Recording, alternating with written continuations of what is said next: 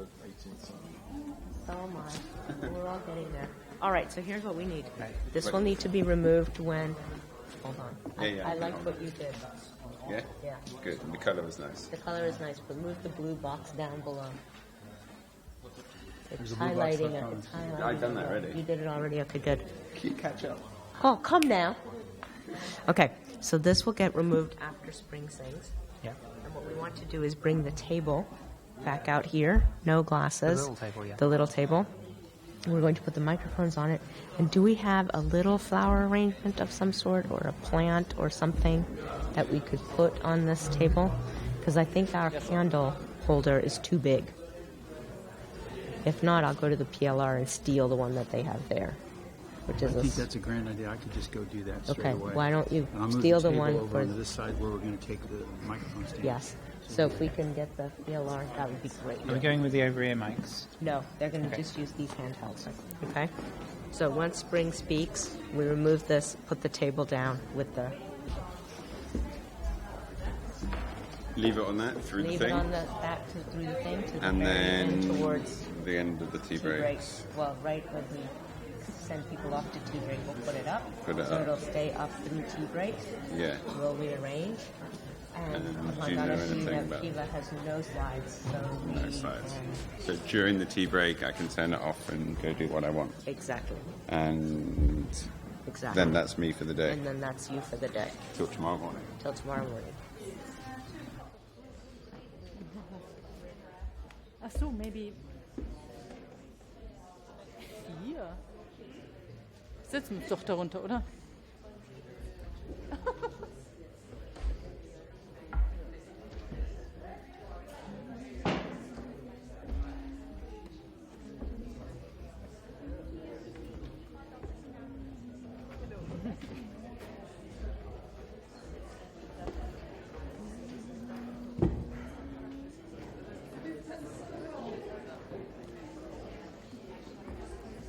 Hiya, are we doing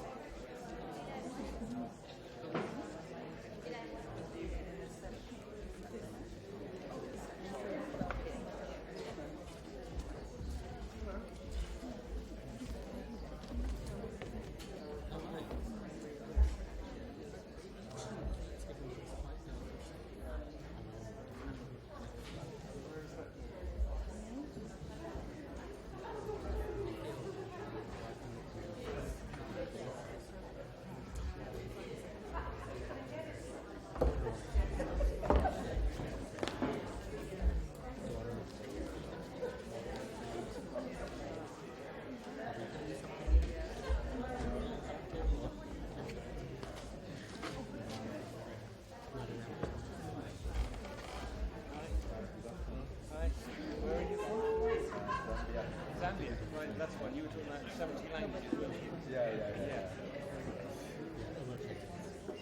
involved in farming and agriculture work in Zambia? Yes. What do? Do you train on the farm? They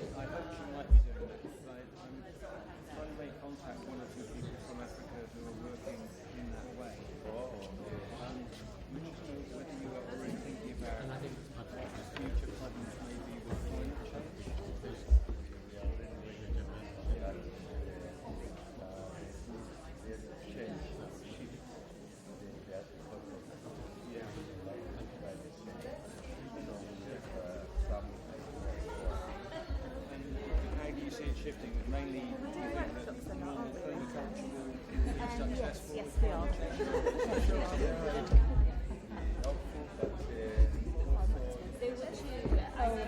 Are they kind of for it? Sorry, I'll let you through. Hi. Oh, I'll sit here for a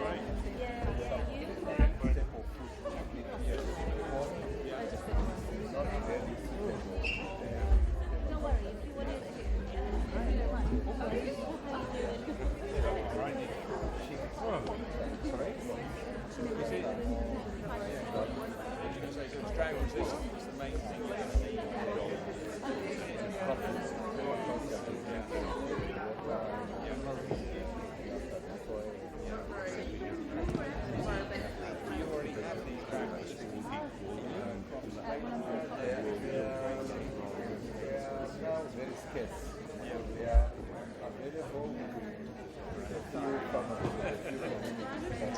So, welcome everyone.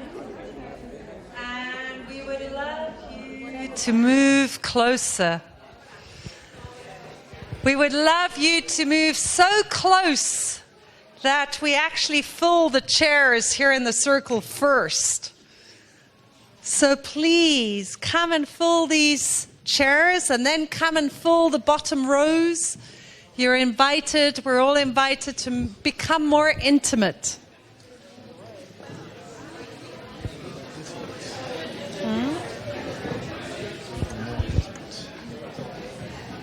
Where is the table? Can you just sit next to me? It was just, this was on the table. On that show, yeah. This way nobody will sit there aside. I just...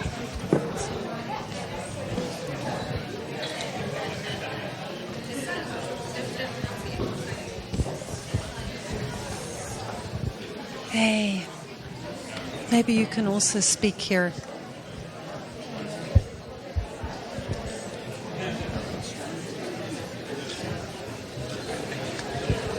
So again, please move down. Come and sit in the inner circle. And we've been wanting to welcome the live stream and the hubs all day. And they've been with us so patiently and fully and very alive. There's big hubs of people in different places in the world tuning into the energy of what is happening here, having their own journey while we're having our journey. And around 400 people signed up to the live stream as well, being with us.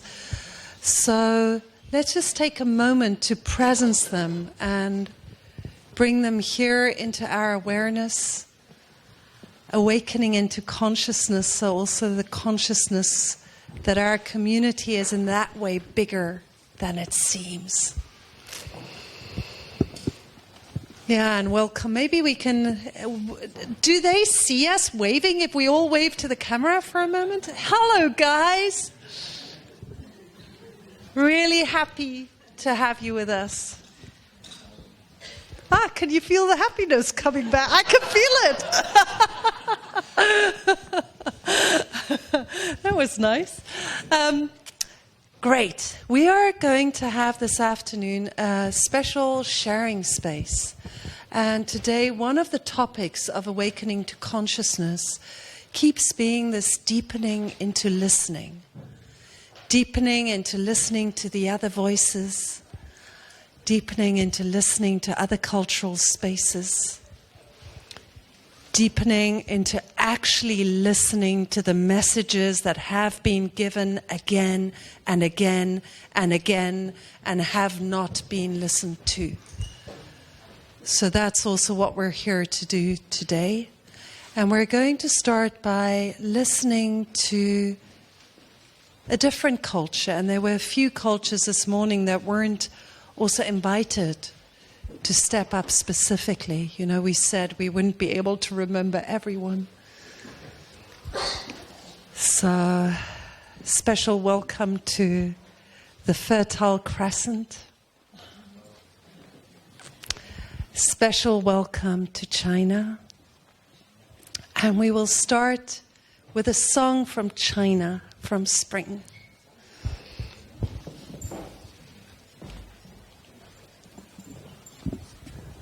大家好，你好。So when I got here, Haru, my brother Haru, is not here, and Haru were one of the first few people I talked with. And the first thing he said to me, he opened his arm and said to me, "Chinese people are also indigenous people." So I'm here to bring the song about our mother river, Yangtze River, that has been flowing for thousands of years and nourished our culture and also has been suffering right now. I'm singing for the river and the river's people.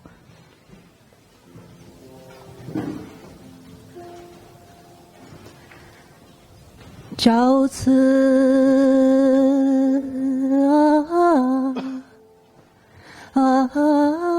白帝彩云间，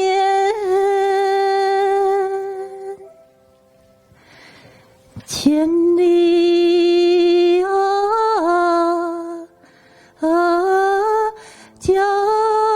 江陵，一日还，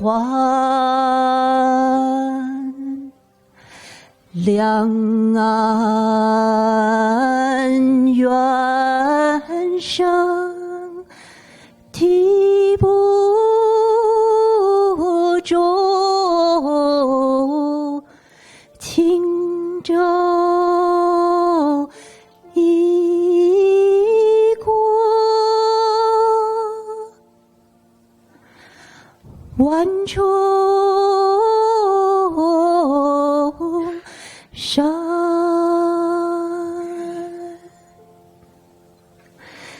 朝辞白帝彩云间，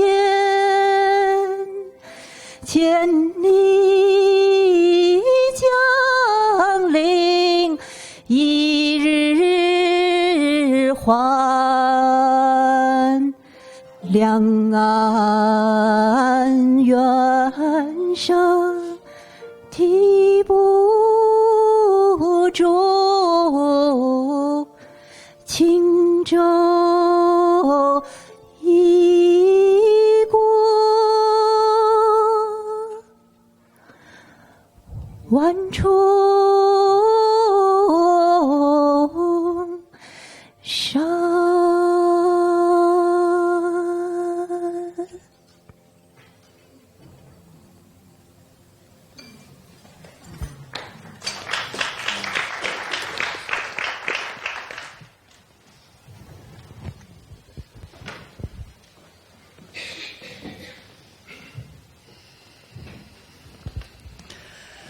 Thank you so much, Spring. And I think we could feel the vastness of China and the breadth and length of the Yangtze River as you sang. Thank you. Beautiful. Yeah, so this afternoon we're going to have some space to simply listen to what is alive in us. And we're going to be using this format which has different entrances that we can enter through. And I'll explain just a little bit more about that in a moment. But I think to start us off, we can just turn to a neighbor for a few minutes. So find somebody, if you like, somebody who you know very well who's sitting close to you. Or turn to somebody who's a surprise for you. And as on the first evening, I will gong after 2 minutes so that you can, if you like, you can really go into a deep listening and deep sharing space. You can also, if you prefer, simply have a conversation over the whole time. But just, so I'll gong after 2 minutes, and then there'll be another 2 minutes for the next person, and it's your choice how you use that time. The invitation is for one person to speak, the other person to listen, and then to swap roles. What is alive in you right now?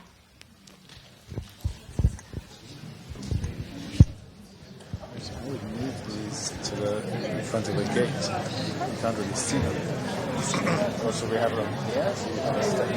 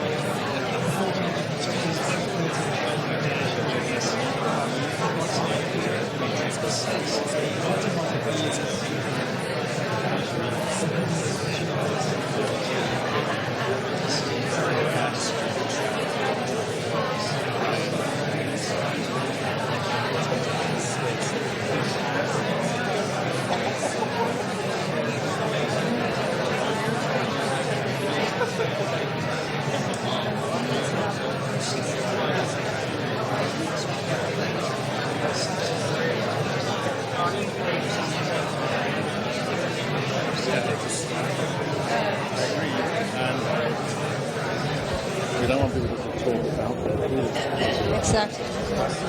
Sorry, where's my ball?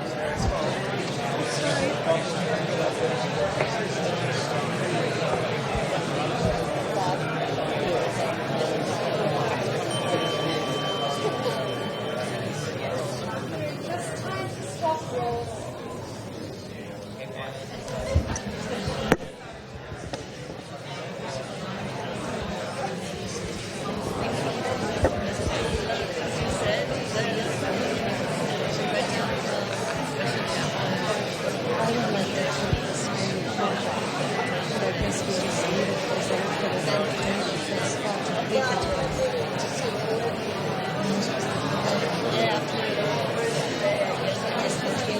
So we're now switching just the deep listening? Yeah. Okay. You can take the cloth off and you just want to take the cushion or what? Yeah.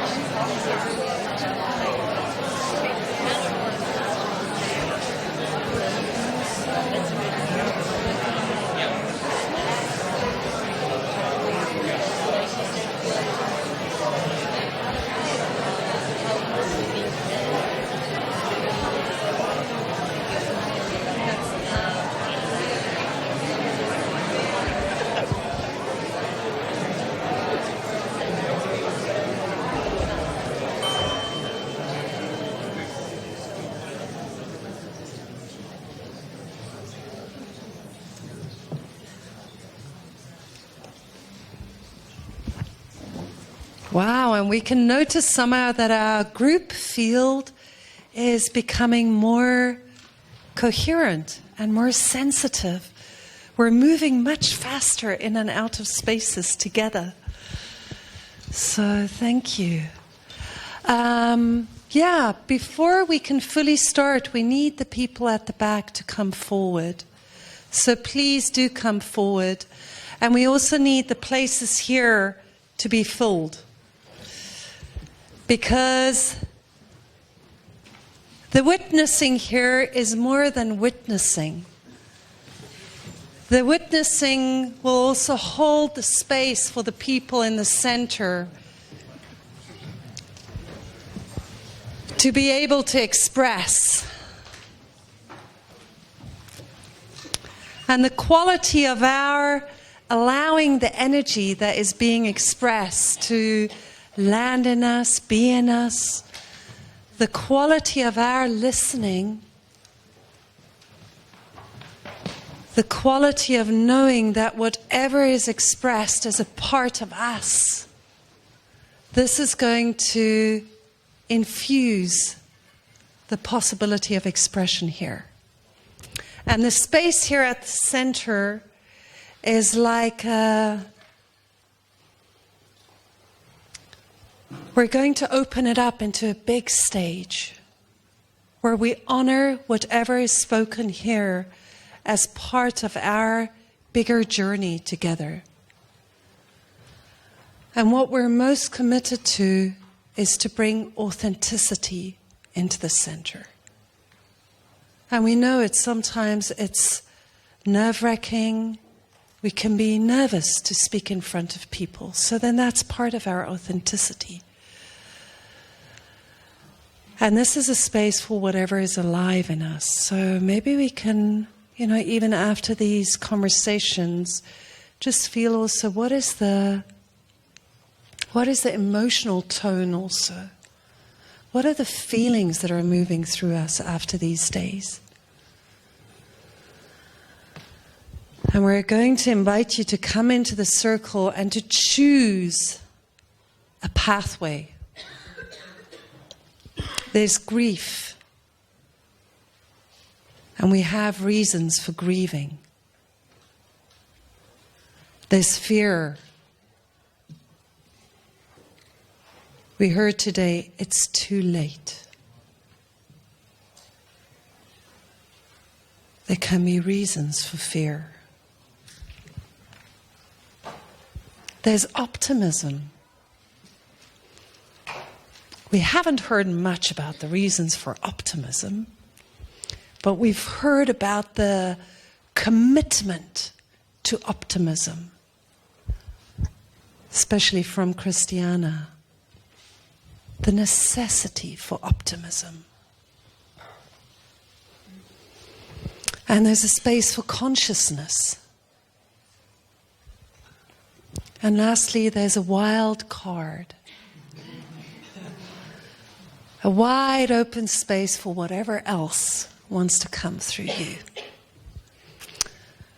We especially, and it's very hard for me to do this, but we also want to invite people who would like to speak in other languages to come in.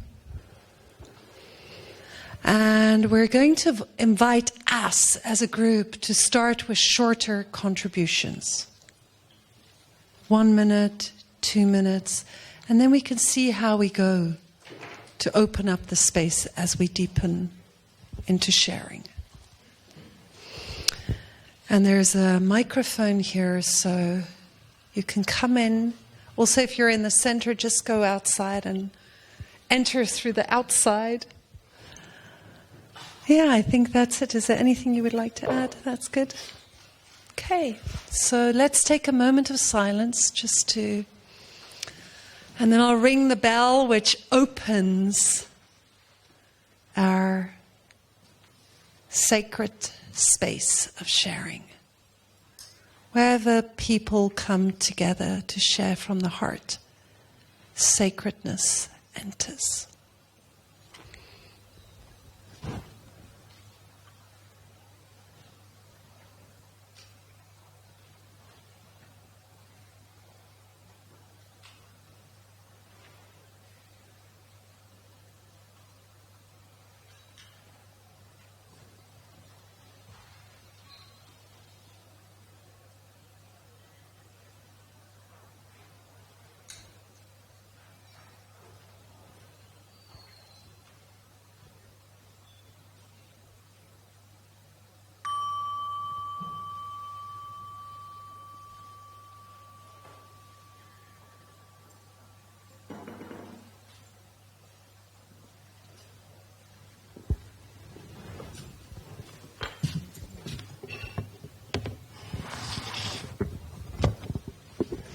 Hello, I'm Sarah Brown. I'm very touched with the river song.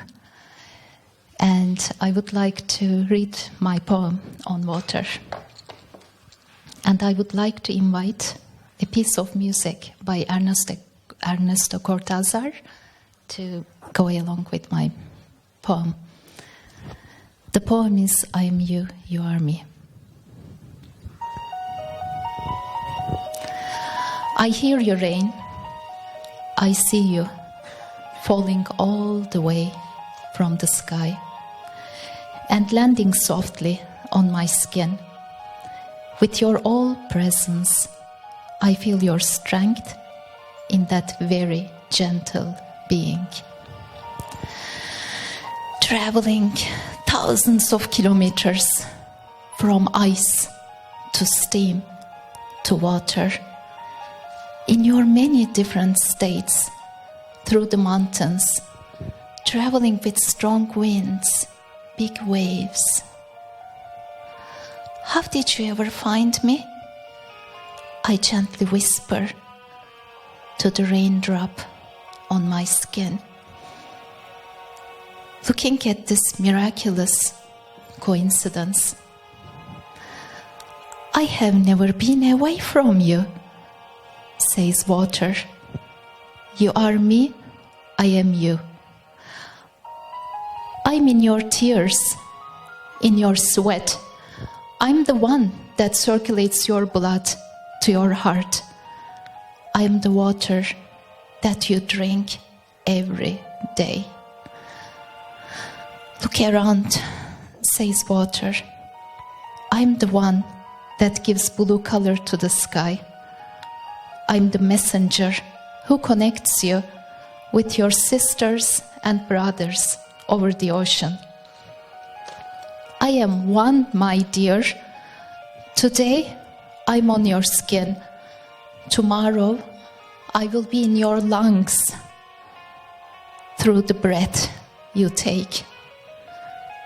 Look around, says water. I'm connected, and I'm a connector. I can never be separated from you.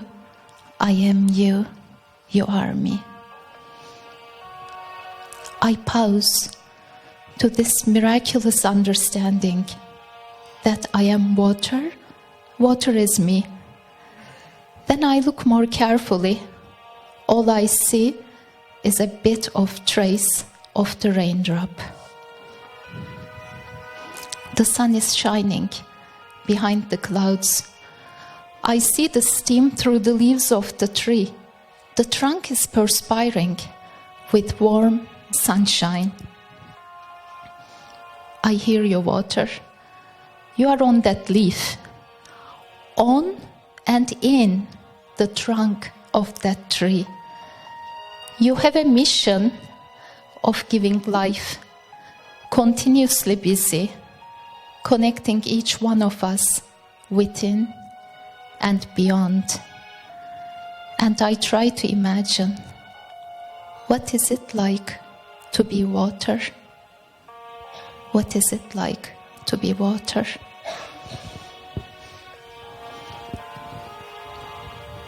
And I invite you to think about it. What is it like to be water?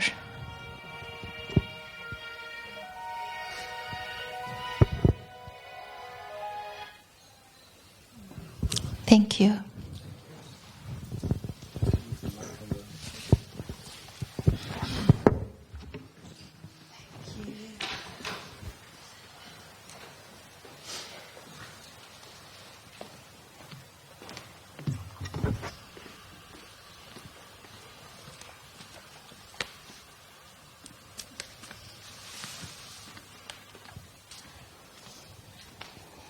Right. I come from several doors. I felt I needed to follow that because where I come from is called the City of Rain. We have 200 days of rain a year, more than Great Britain, where I used to live in England. It's very, very, very green. Sometimes 100% moisture. Can you guess where I'm from?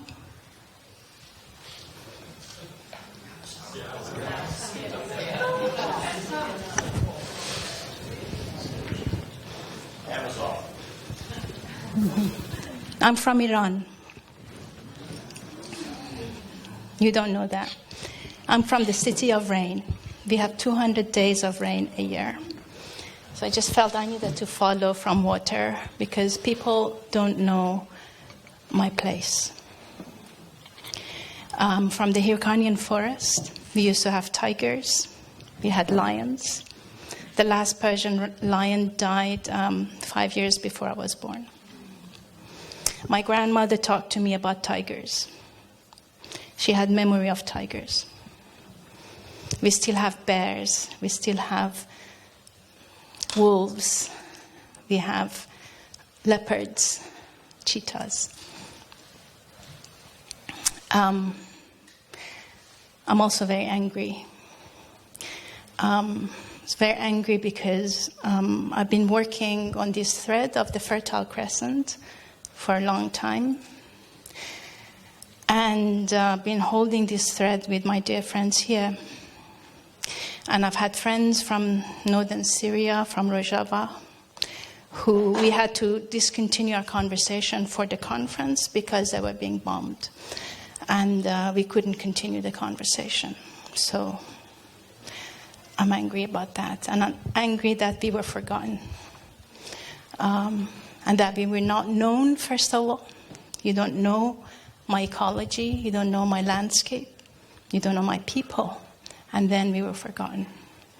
And in the ceremony this morning, I was glad to see the languages and the people are coming in. And I just had a feeling Fertile Crescent is not going to be there. So I was very angry about that. So I bring my voice. I was sharing with a friend in the earlier preparation saying, if I were asked, we have so many treasures that we can share, we would like to share. We have poetry, we have music, we have dance, and there's so much from my place, from my language, from my culture that I feel needs to be part of the world, needs to be part of this conference, needs to be part of this gathering. We are here together creating a new story for climate, and we need to be seen and heard and integrated. Our gifts need to be shared. And I don't have the poetry right now with me and the music. But I like to bring the wilderness of my land because we are also endangered. You probably know we also had the floods, we had the droughts, and now this year in March we had the floods, the biggest floods ever. So, we're in it together. Yeah. Thank you.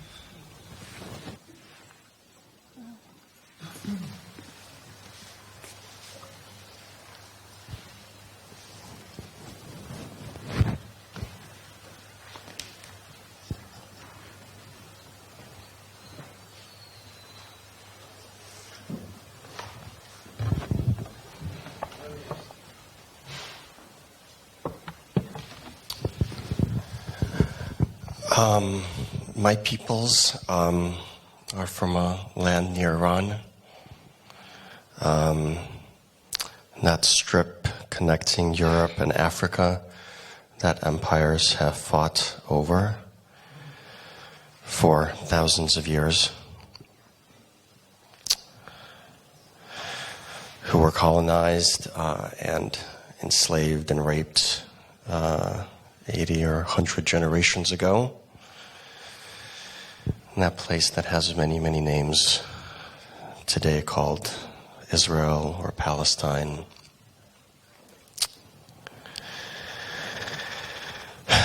I was born in another empire, the Soviet Union. When I was 9, my family immigrated to another empire, the United States.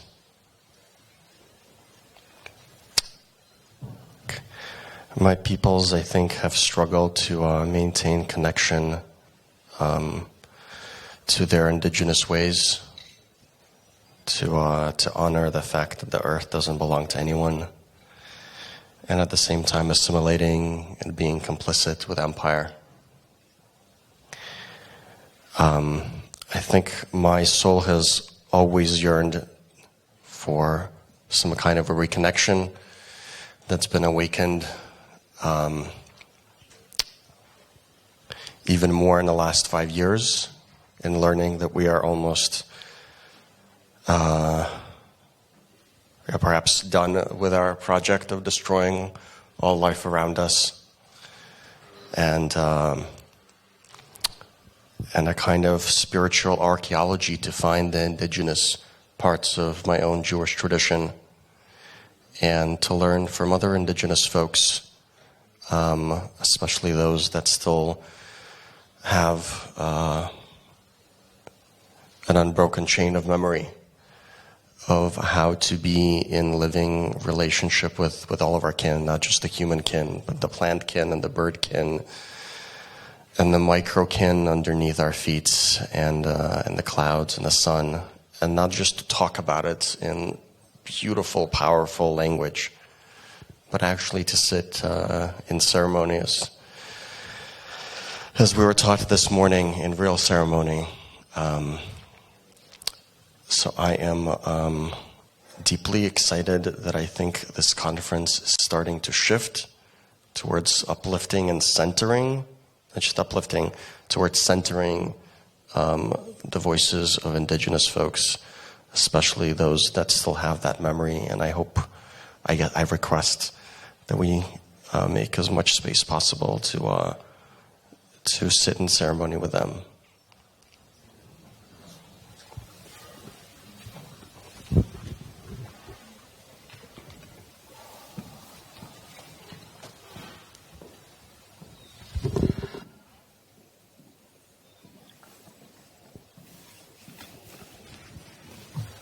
Thank you so much. When you were speaking, this energy was arising in me, and I did not want to come up here and share it. And then when you were finished, it came stronger, and it just moved me. So here I am. And I'm grieving because I'm from nowhere and everywhere. My people are probably 35% Scottish, 35% Irish, maybe a little bit of British, from 150 years ago, and after that, all Canadian from all over Canada. And I don't feel like I belong anywhere until the first time I came over to these islands, and I went, oh, right, this is where I'm Indigenous. Right. And my whole life I've lived with a country that has two countries in it. We have the First Nations people, and we have the children of the colonists. And I'm trying to sort out that relationship. But the thing is, when you're inviting, and I'm longing for this too, to listen to all of those wisdom traditions that are unbroken in that connection with the earth.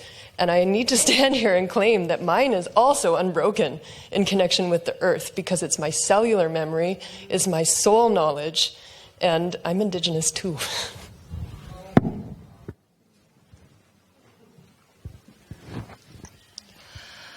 And I just want to speak out one invitation, which is that we always breathe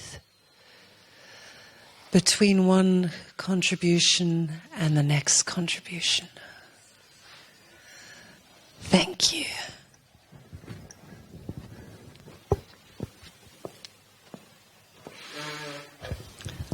Thank you, Mayuri and Moshe. I'm French, born in the US, studied here in the UK. I have a little brother from Peru, a little sister from India. I learned most of what I know today in Afghanistan. I now, after 7 years in Rome, live in Denmark. I'm Charlotte, and in my spiritual home of the Ananda community, I am Karuna Devi. Karuna is compassion. Ananda means joy. Charlotte was going to come in through that door saying she was angry.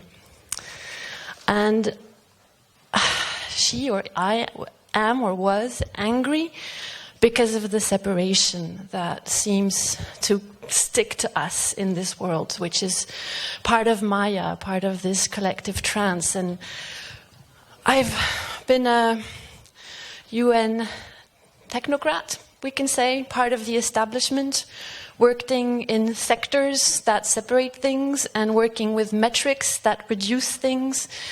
Within that system, trying to build bridges my whole life, because as a nutritionist, you have to build bridges between health and agriculture and education and social protection and on the environment.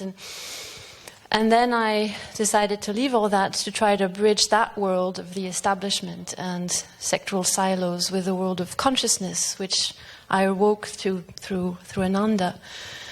And I'm trying to do that now. And this morning I felt anger, because I can see when I reach out to my friends in the UN and NGOs with this message of oneness and the sacredness of life, that they smile and they welcome it. And I felt in this last day and a half a lot of judgment and a lot of guilt-laden. And I believe, we can judge the behaviors, but can we judge the people? And I don't like judgment, personally. I've always been uncomfortable with it. Yes, there are some things that are bad, but I really, really believe that if we're claiming sacredness, it's about oneness, it's about unity, and it's about seeing the light in each and every one of us. Maybe even those who work with Monsanto, I don't know. But we have to reach out. We have to walk the talk of oneness and love. And I chose the door of optimism, because I really trust in the wisdom of the universe, of Christiana. I think if we can rest in that trust and in that love, we will be shown the way, and we have to trust life. And maybe our arrogance is us to thinking we want to fix things, but maybe it's about opening the space for life to happen and nurture us, as she has always done. Thank you.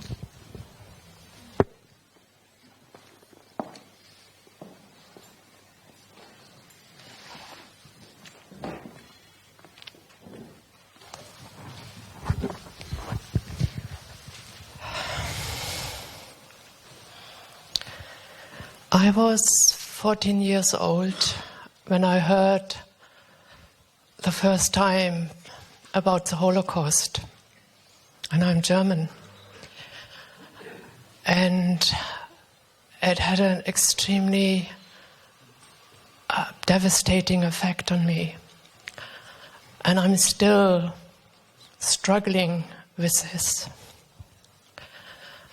And I promised myself that I would always speak up. And I was 22 or 23 when we squatted a forest because I wanted to build a power plant in Berlin. And I'm involved in this movement for over 40 years, 45. And I notice I'm so tired. I am so tired.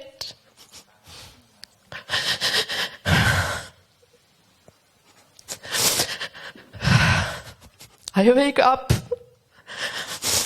often in the morning and I don't know where to take off, where to take my hope that we will make it.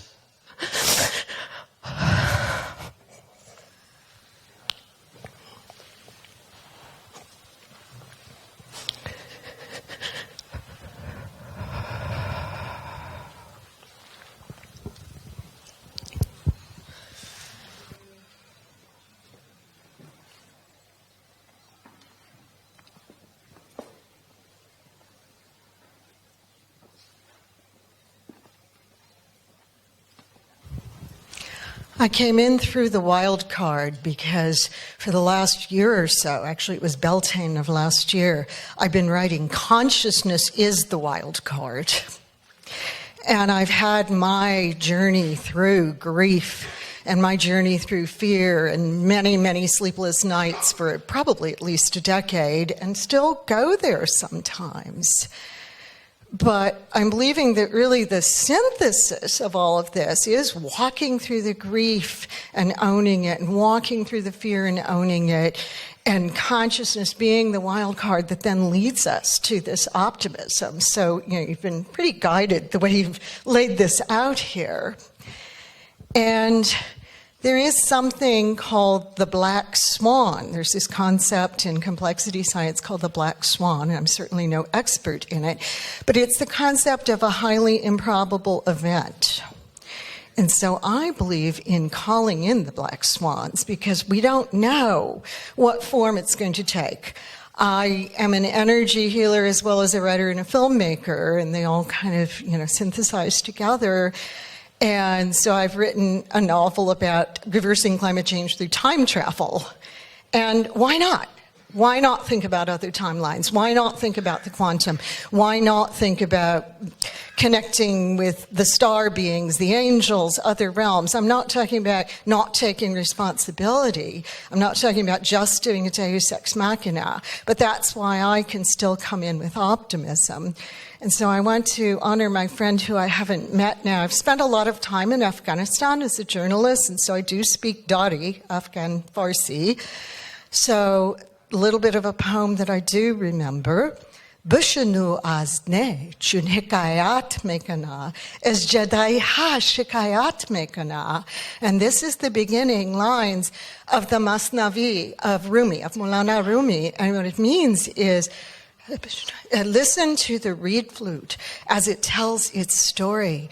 It is crying of separation.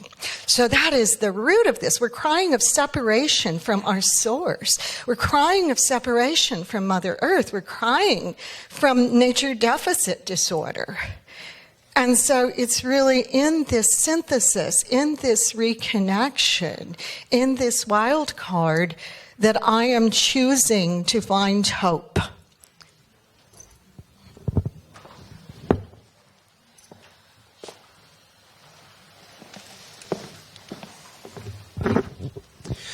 My name is Charles. Thank you for the opportunity of speaking. I got involved with climate change because I feel that I have an obligation and I should be doing something to leave the world a better place than when I came into the world. Everyone here, because you're here, I guess hopefully that everyone feels the same about this. But what I think we should be doing is trying to reach out to the wider audience, not just the people on live stream who are also committed, but the wider public out there who basically are maybe aware of climate change and don't know what to do about it. So talking to a lot of people, I see a good level of awareness of climate change, but I don't see enough people who really know what to do about it. So my project is reaching out to people who are aware of climate change, who want to do something about it, and who don't know what to do about it. It's very simple. It's about planting trees. So what's different is that what we want to do is, rather than focusing on an individual journey, a journey you've made by car, by plane, or whatever, look at your average. Look at the average for your country, which for the UK, we're creating 7 tons of CO2 per person. For the USA, Canada, Australia, it's 16 tons. And make a difference by looking to plant as many trees as you can. Now, to remove all of that CO2, if you're from the UK, you need to plant 1,750 trees. And if you're from the US, etc., you need to plant 4,000 trees. Okay, so plant these trees, and the great news is that then, on average, will remove your CO2 for every year that those trees are growing. And don't forget, a lot of the people here traveling a lot, I've heard amazing stories of people traveling all over the place. You may be double that number or more, okay? So if you're double, treble, then you just need to plant more trees. Working with our partner, we can do this very, very cost effectively. It's actually crazily cheap. So for the UK numbers, it's 17 pence per day, £5 a month. For the US, it's 51 cents. So the project, I've got my T-shirt on, okay? The project is n0co2.org. If you'd like to do something about it, or you know some people who'd like to do about it, come and talk to me. Let's talk. Thank you very much. Thank you.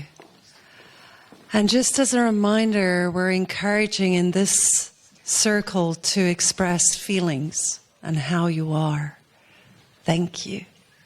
We'll go over.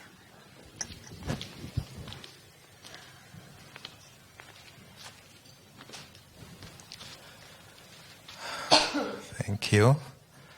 So I am Mugobe from South Central Africa. One of the threads that has been coming out of the climate change discourse is that one of the mistakes that this so-called civilization has made is to commodify everything, to commodify life. And so everything has been commodified, including news. So those of you who have been getting news from South Central Africa, you have had some snippets of Cyclone Ida, but because news is commodified, you don't get the full story. You just get snippets of sensations. It's all about sensationalizing issues and not to tell the story as it is and in a fuller shape. So, part of what is alive in me now is just to briefly share with you the grief in my community, the communities that I'm living and working with. So in my community, we have 3 main seasons in a year. From this time to August, we have a cool, dry season. And then September to mid-November, we have a hot, dry season.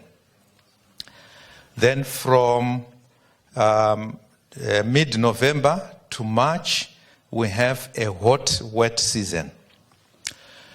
So what has happened in the last 5 or so months is that in mid-November, when the rains were supposed to start, the rains did not come. Not until January that we got the first few showers, and they were literally showers. And after that, there was another long dry spell.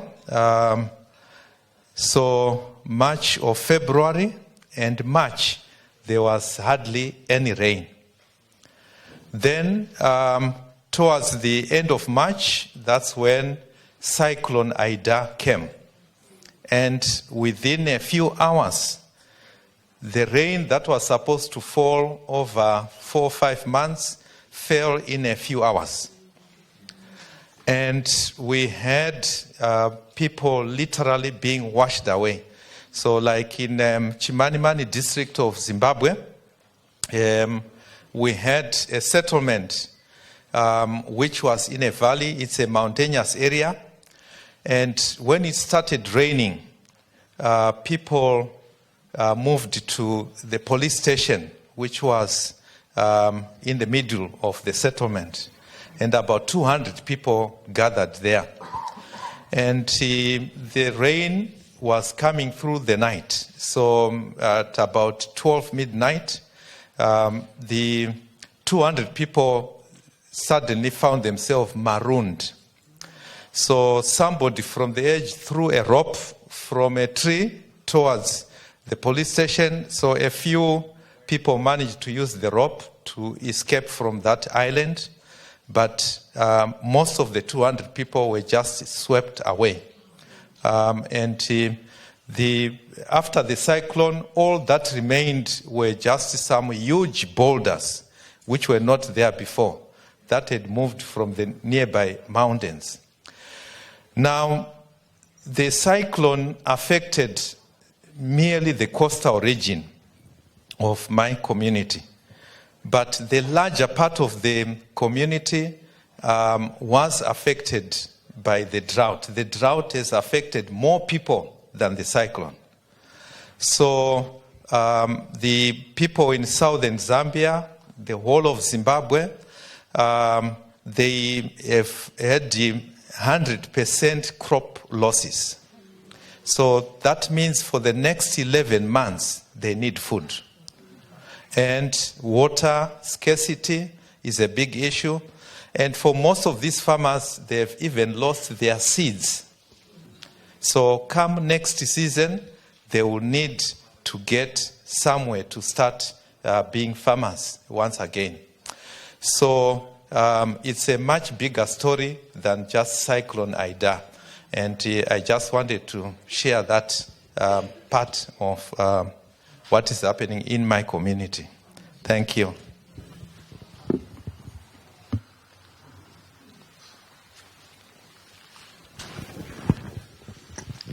Yeah, and maybe as we hold a moment of silence for Polly, we can hold a moment of silence for Zimbabwe, Zambia, Malawi, Mozambique.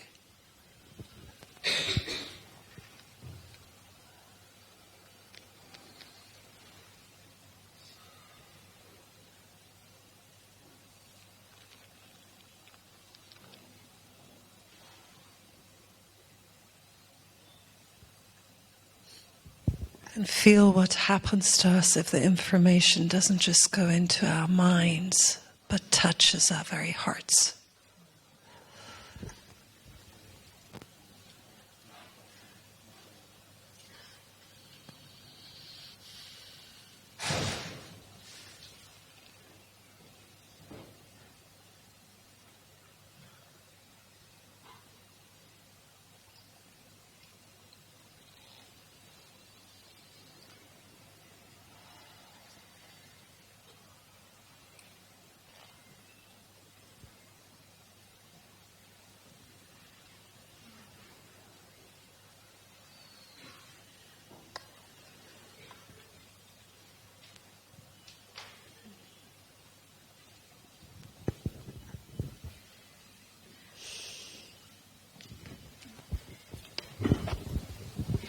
There's a lot of grief in this room,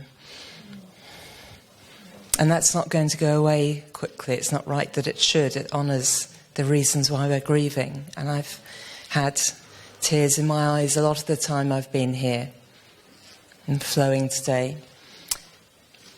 But I sort of expected to move from there to optimism. I'm always optimistic and focused on what can be done. And I think the right word isn't solutions. There aren't solutions. But actually, I found myself coming in through that, labelled anger. And it's quite difficult for me to say that. You know, I feel in our culture it's not acceptable for women to be angry. If we are, we're labelled all sorts of things. And it's very rare for me even to feel something that I will call that. You know, I've been with a therapist and they've said, where is your anger over something? And I said, don't know. Once I managed to come back and say, I felt it. I said, what happened? I just felt, and then it went. But actually, I call on Gaia. I call on our ancestors. Going back through tens of thousands of years, because I've been reminded in some conversations of what's happened to the feminine power in our world, in many parts of the world. And 6 million women in Europe were burnt over the centuries. And we have learnt not to recognise anger, and the anger that is right. Anger is a power. We need it. It's our power because it's right that we should be furious over that we are where we are. We can't change the past. We know in mental health you can't just look back and be stuck there, you'll be depressed or be worried about the future and be caught up in anxiety. We have to be right here, right now. And where does that power come from? I do think, particularly the women who are conscious of this need to find that. It's very dangerous that we could become just soft and nurturing and full of grief and nice. I think we should throw nice away. I want to walk out of optimism, but I want that walk to be powered by anger that I acknowledge and I call on, and I find at the times that fear or grief or anxiety are holding me back, because the anger is still valid and it won't stop us doing what we do. It will enable us, empower us, and make us unstoppable.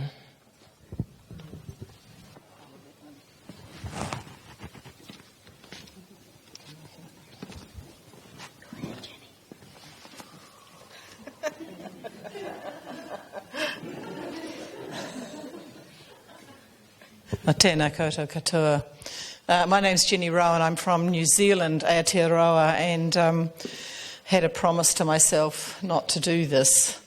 So I'm caught with a very old energy I've carried most of my life, which is one around urgency, and it's come up today, sitting right here.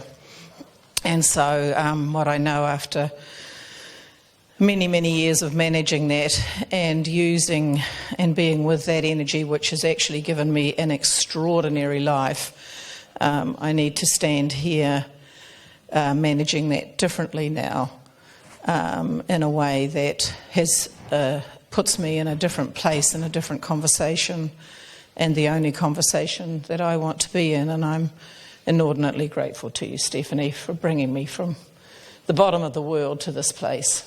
Kia ora to you. Kia ora. Now I stand with my mountain behind me, my Mount Taranaki, and I stand alongside my family river of the Waiongana. And I was born in a very beautiful and powerful place in New Zealand in the North Island.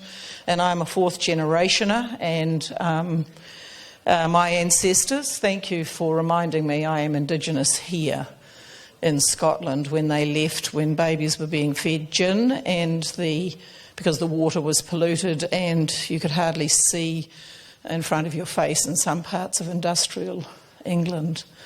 So they got on leaky boats with big insurances, hoping that the boat would collapse and they wouldn't make it. And then they did, and they colonialised this land, my land, and took. And it's interesting for me now that actually in New Zealand that agenda is still incredibly alive and well. It's subtle and it's languaged, and unless you have a good look at the language, but there it is, still taking and still denying and still excluding. So I'm not angry anymore, team. I'm an old feminist, so I've had lots of opportunity to be angry at everything, especially men. And I was just saying to Will this morning, I have come the full circle, because now I can love the men in my life and my sons and my children. So what do I want to say that's sitting with me now? I've been to many conferences. I expect this one to... So I have an expectation, which means I'm building up a premeditated resentment, by the way. So I'll watch that.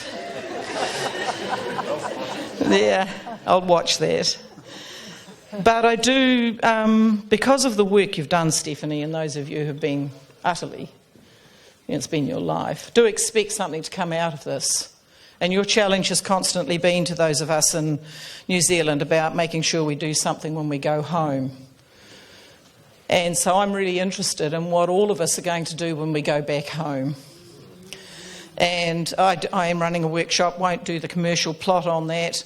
But for me, this is an urgent conversation, and we absolutely have no choice but to go home and do a lot of things. And for me, conversations will have to be couched differently, else I'll be struck off as one of those silly greenies. And those prejudices that sit inside this conversation in New Zealand.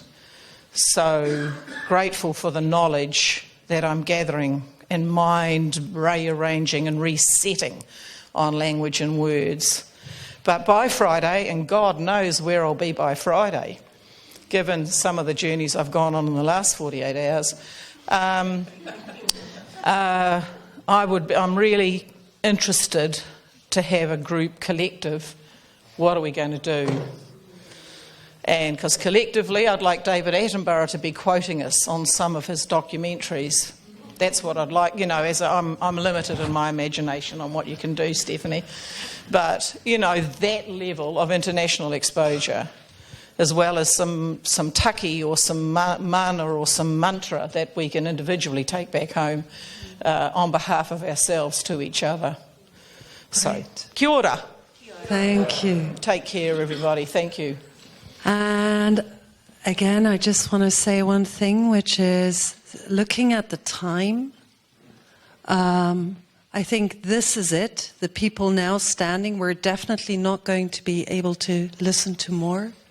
And we're only going to be able to listen to you if you keep your contributions essential. The heart piece out there.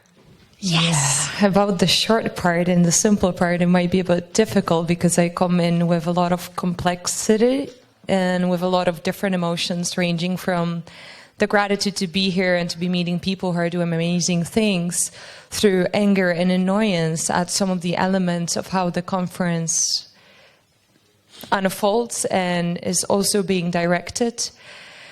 And so I kind of find it very difficult to focus on the things, mostly on the things that I enjoy here, because there are some elements that just keep on coming back for me that just bring up a lot of anger and annoyance. So I wanted to speak to that, and I wanted to leave with one suggestion.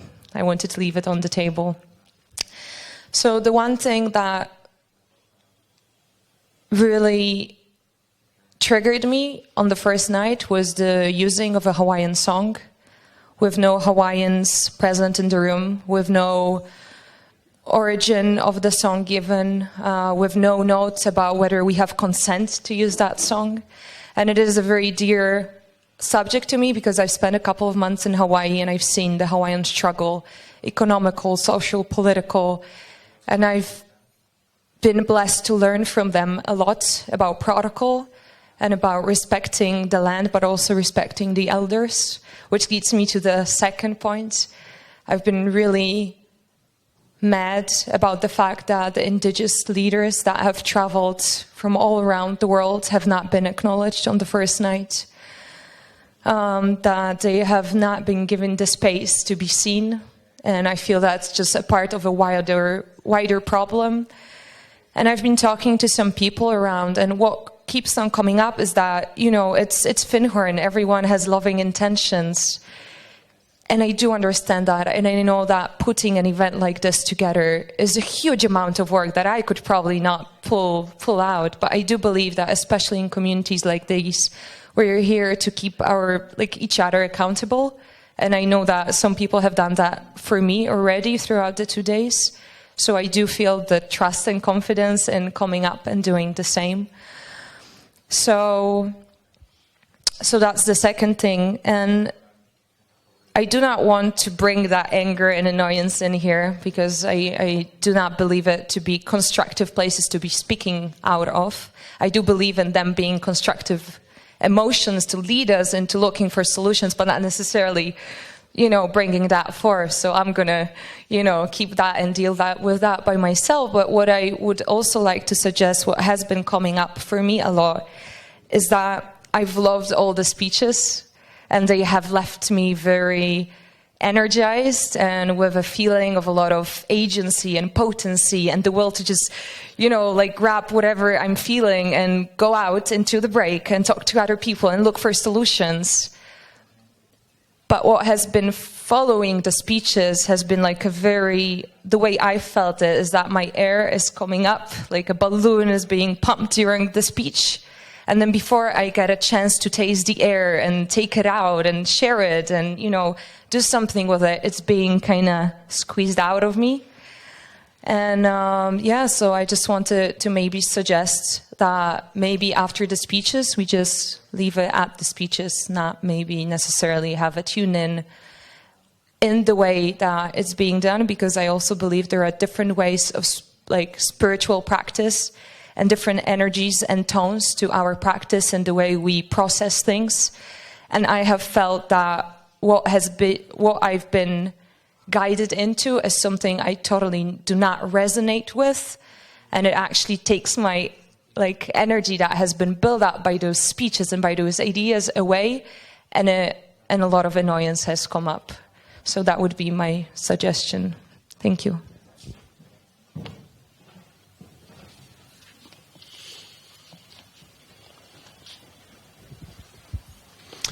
Kia ora. My name is Robin Youngson. I live in New Zealand. Thank you for the opportunity to speak. I will try to be brief. I'm a doctor. I've been a leader in healthcare for many years. I've been actively campaigning internationally for decades, in most particular in recent years, to bring more humanity and compassion to healthcare. A few weeks ago, I made the decision to completely stop that, to step back, and I want to try to explain why. In healthcare, in every country, all the 15 countries we've traveled to, myself and my wife Meredith, we find people who are exhausted, who are burnt out, who are in pain, who don't have energy left to give to try to save the planet. And I suspect it's the same in education and justice and every other sector of the world. That's one of the reasons I gave up the struggle. The second reason is that in recent times I've become aware of the extraordinary healing capacity of human beings. My medical knowledge and understanding is turned upside down after 30 years by discovering a healing practice that in minutes and hours can relieve severe trauma from people, just erase it, with life-changing results. I see in nature miracles of self-healing and self-sustaining. In our little community we live in, Raglan in New Zealand, there's a beautiful harbour that was completely silted up and there was dead and no fish and no life. And some volunteers just started fencing off the waterways and planting riparian margins, just a small group. The life of the harbour is transformed, and now the harbour sees life again. And the seagrass has come back like wildfire in the last 2 years, and the shellfish are back. The beaches were muddy, deep, ankle deep in mud. Now they're clean sand, and now when we walk on the beach, there's shellfish for the first time. The fish are back in the harbour. I took my grandson fishing, and we caught 14 fish in 2 hours. This is a living system that has healed itself if we're just wise with small interventions. So His Holiness the Dalai Lama was once asked, what is the most important attribute of a spiritual leader? Because we're on a spiritual quest. This is a spiritual work we're doing. And he thought for a while in silence. And then he said, cheerfulness. Which I thought in the beginning was a ridiculous answer. And then when I began to think more profoundly about it, I realized this is a really deep answer. And I lie awake in the night, and my soul calls to me, and my soul says, if this work is a struggle, we will fail. If this work is a struggle, we will fail. If this work is a struggle, we will fail. We need to call people into joyfulness. It's not as if the modern world is great. We have a wonderful opportunity to offer people a better way of living, of reconnecting to their spirit, to the earth. Let's work in joyfulness. Let's give up the struggle, please.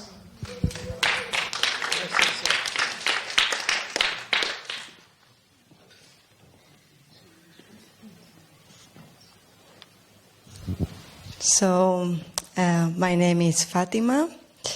I was born in Spain, and my heart beats very strong now. what I have observed in the region where I live, where for hundreds of years they have taken out all the goods. It's a very flat land, so industrial farming is very strong there in terms of cereals and wheat, especially wheat. And what I have observed there is that how we need to find a balance. So what the word I feel is wisdom, and it's very connected to what you said now.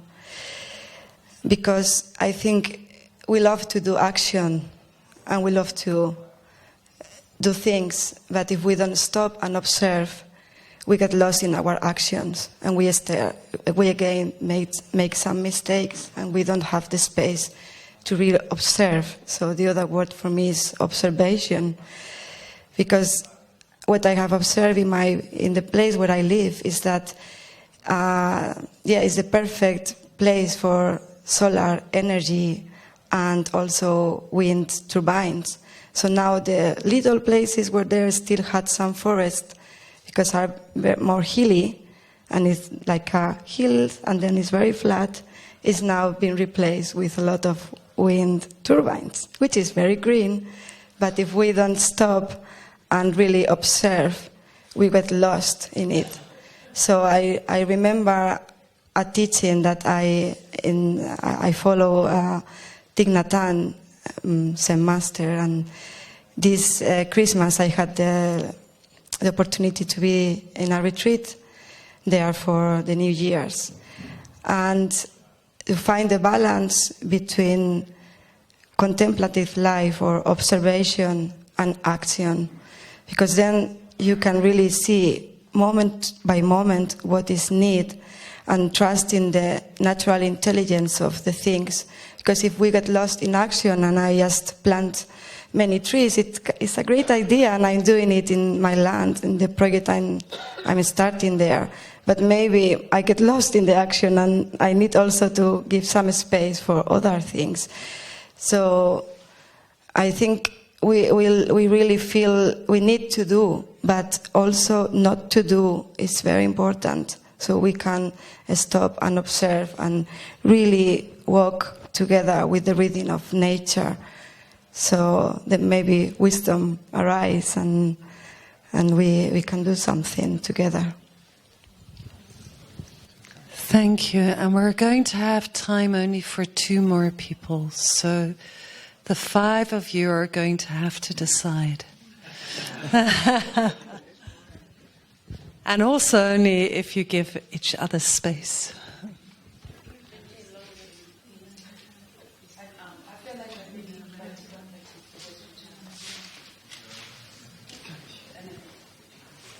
They're so polite. Come in. Someone come in. I'll just be very brief. Yes. I mean, I just remembered Aida Shibli, who once said, those of us from crisis regions don't have the luxury of hopelessness. And I'm hoping we get struck a little bit like those people we heard today about, to really feel it and then to do something about something. Otherwise, it's too much comfort. So I'm hoping we get struck a bit, just for a taster. Thank you.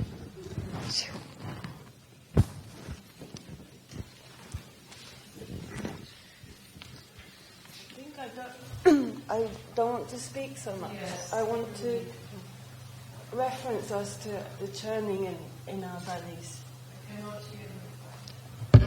I invite you to feel into your bellies. I invite you to feel the grief that I'm allowing bubbling up through me, inspired by everything you say, brings me closer to this optimism. But I have to let it move. I have to let the water move through me. I have to let you see me weeping.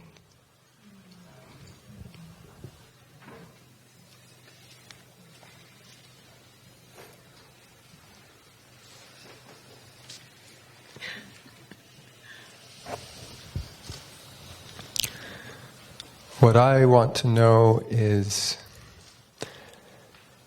how can I open my heart wide enough and be courageous enough and awake enough to be the hands and the ears and the eyes and the voice of the earth and of life? And I don't think I need an answer that's known by the mind, but I need to remember to keep asking the question and follow where it leads.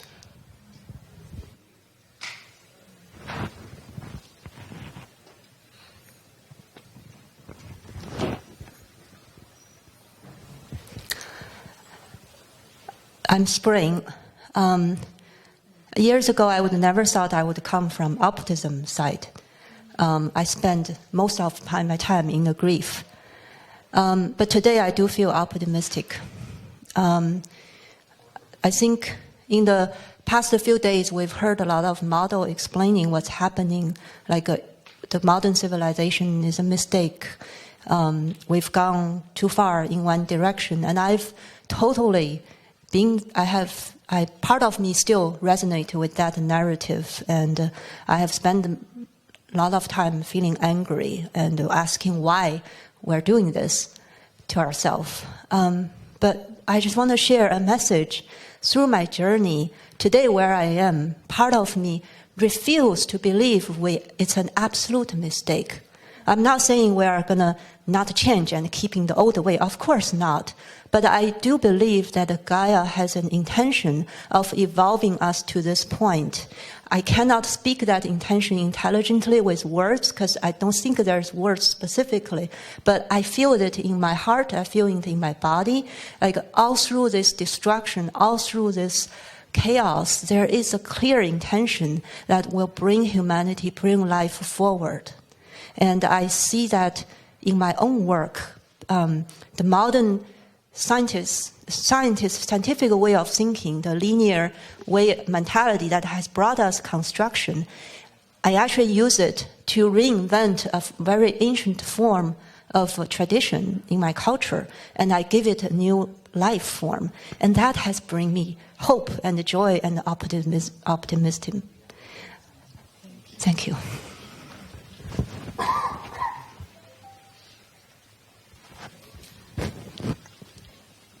If it can be one sentence, then yeah.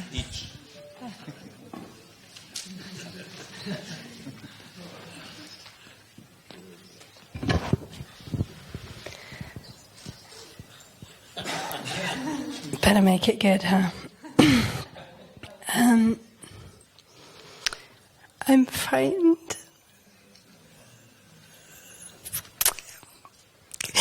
I have a little girl and a little boy, and they're so sweet.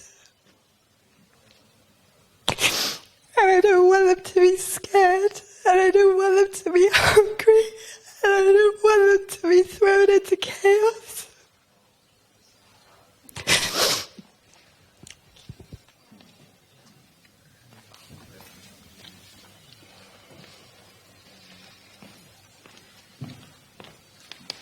Thank you. I too have 2 small children, and that's why I want to make sure that we're getting involved in practical action. And I really love the opportunity to get together, and I know that we have an extraordinary amount of capability and strategy, and I would like to make sure that we don't waste any time on getting on with what we can do. And there are options around old categories that we've used, but since we're in Findhorn, and it's been established on the basis that plants can communicate, and we're looking at climate change and consciousness, maybe we could explore listening to the consciousness of the weather systems and what are the clouds telling us, and what are our different teachers in this room who have direct experience of communicating through their bodies telling us that their landscapes are telling them to talk to us about. And I'd like to focus on bringing out the stories of where people need help in their countries, and when there's mining coming in that's going to take out the forests, I want to know who those mining companies are and what strategies we're going to develop to make sure that those people don't lose their lands and their waters are poisoned and people get fed, so that we don't lose our water system. So yeah, I want to get practical, pretty soon, ideally. Thank you.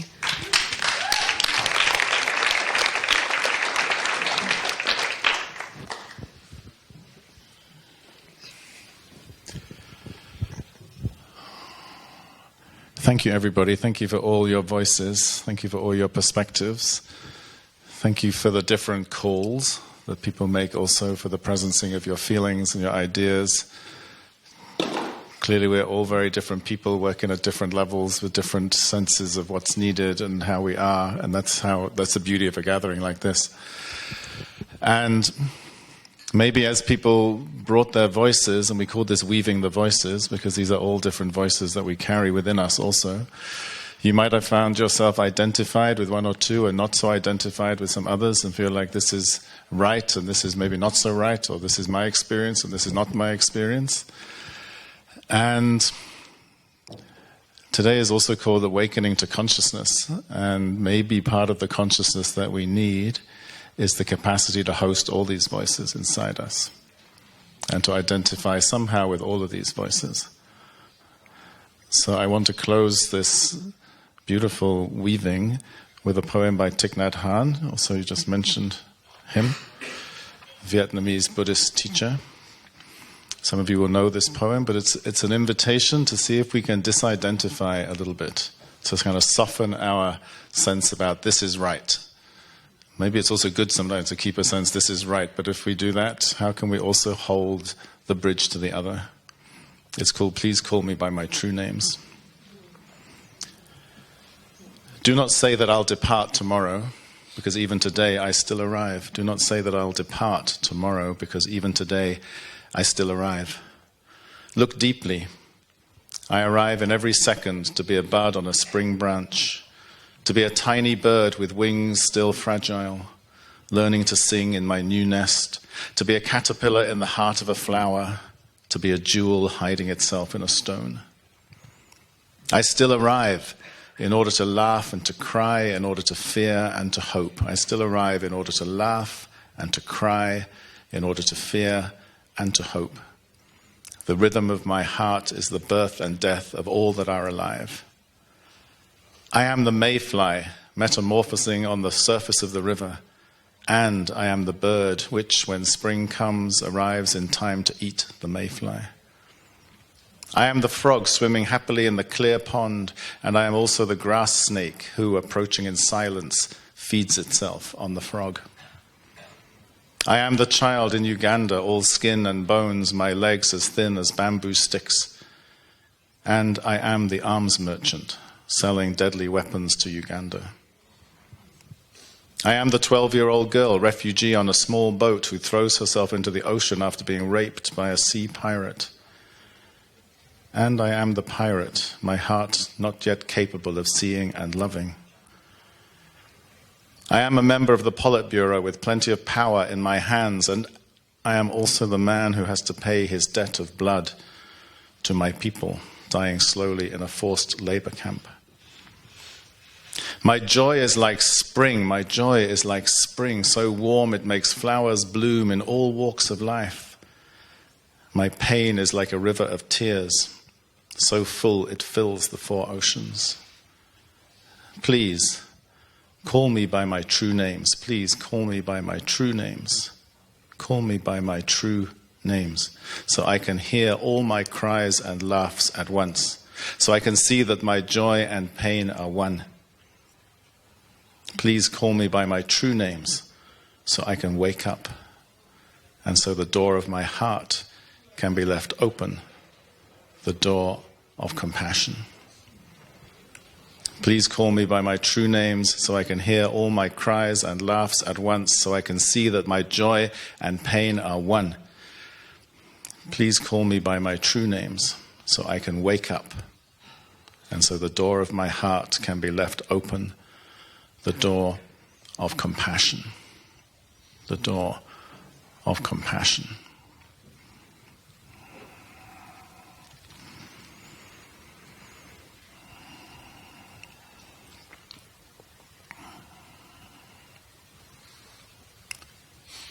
It's another voice.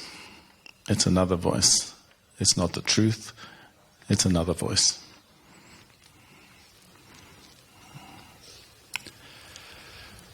Thank you again for a very rich weaving. And we move into a break, and we want to just give you a sense about where you might be heading in the workshops that you're going to next. Yeah, so,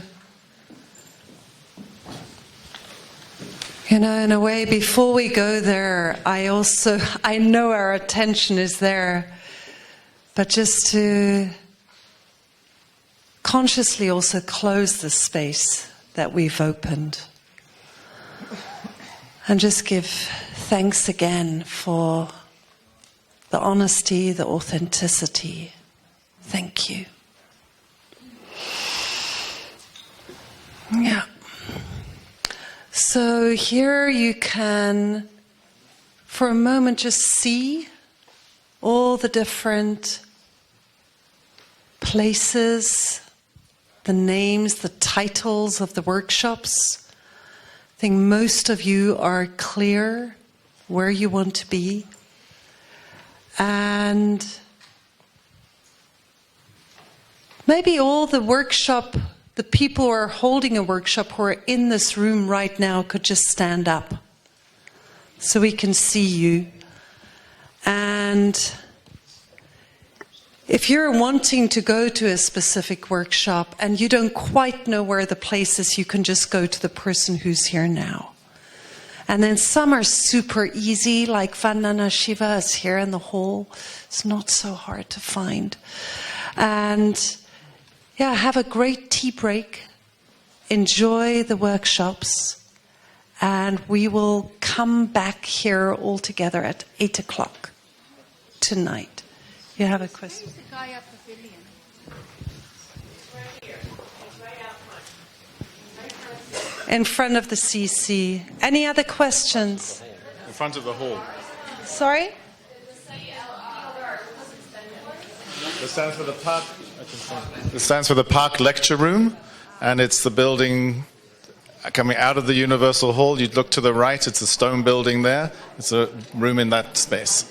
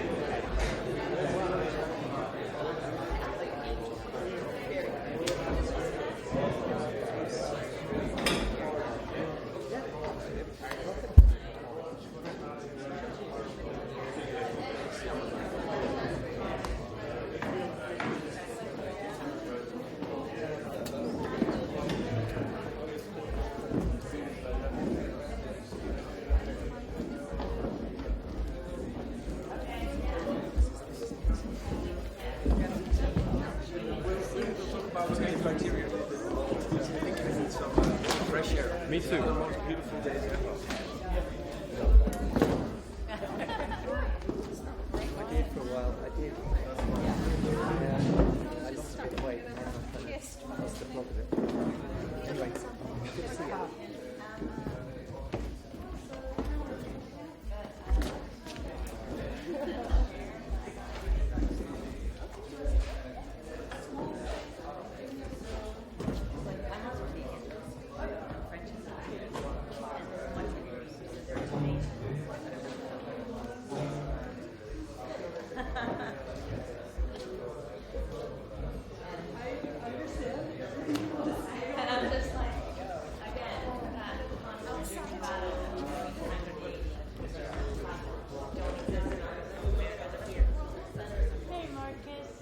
Second shift.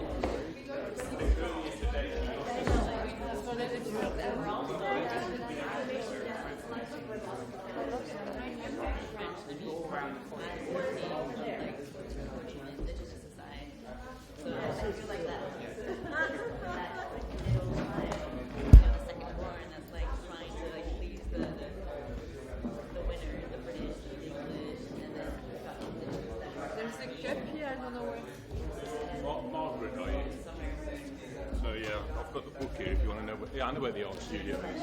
What do I do with this cup? I leave it there? Just like the intention is, and then at the same time we want to them, so like I'm resting, and it's just like, and then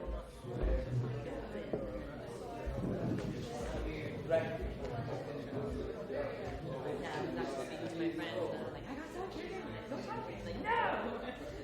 We're just touching it. No. But they yes.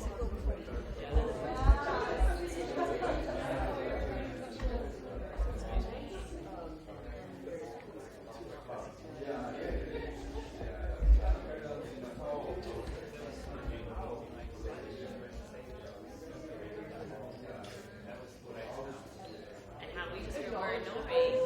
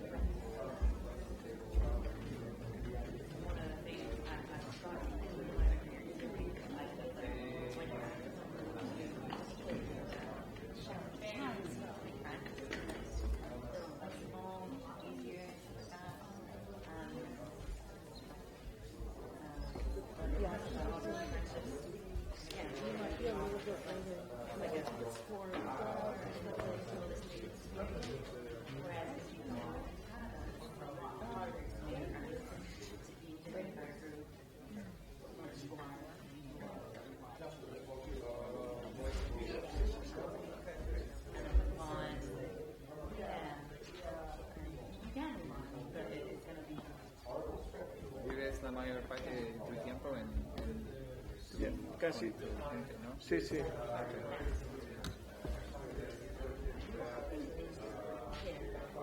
That's what I'm hearing. Maybe your life where maybe you felt that you did more calm, you know, than cool, fun, you know, kind of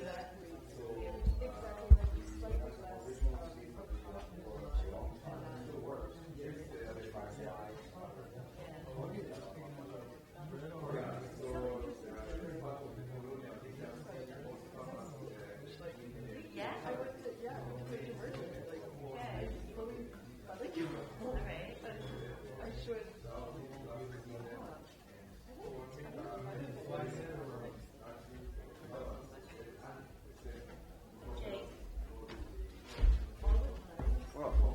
What's the possibility that you're free this evening?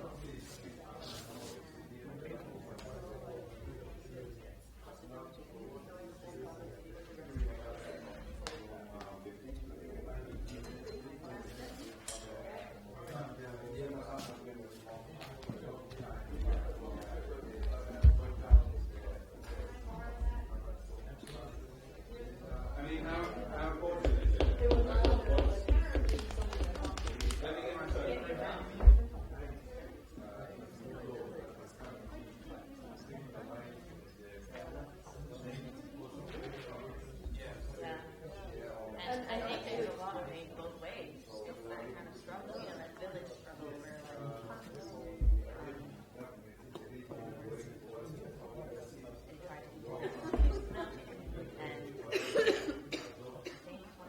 I was going to say,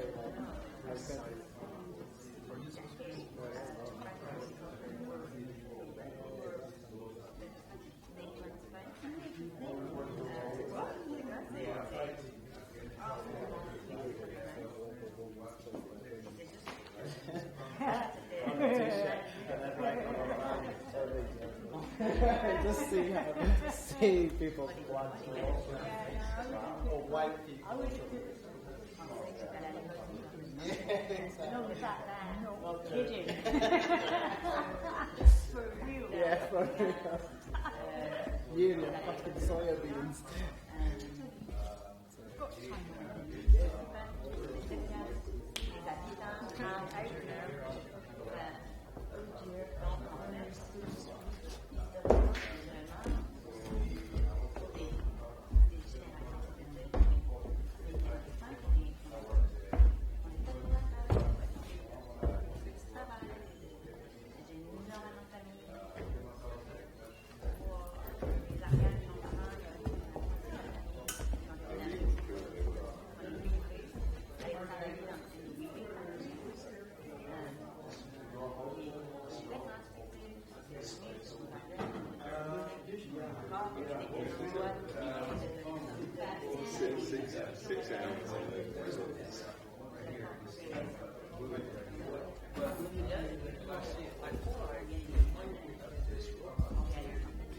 But it's not in the office. No, we have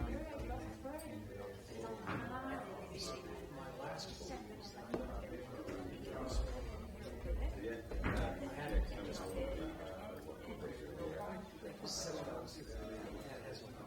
Yeah, all we need to do is send an email around. Yeah, we'll later. Thank you. With a model. Yeah.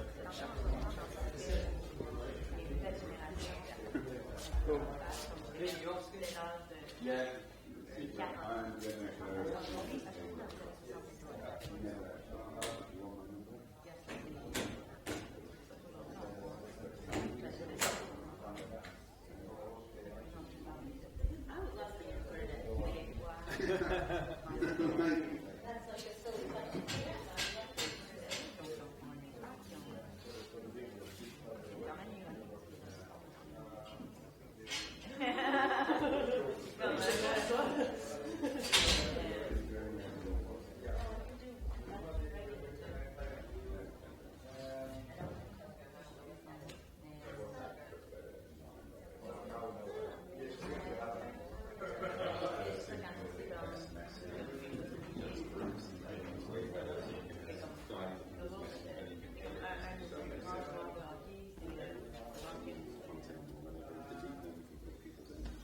Basically, any of the cool features that Facebook or WhatsApp Messenger have got, they got their data first, and it's much faster and quicker. So you can, Right. and it's not owned by Facebook. Yes, which is key.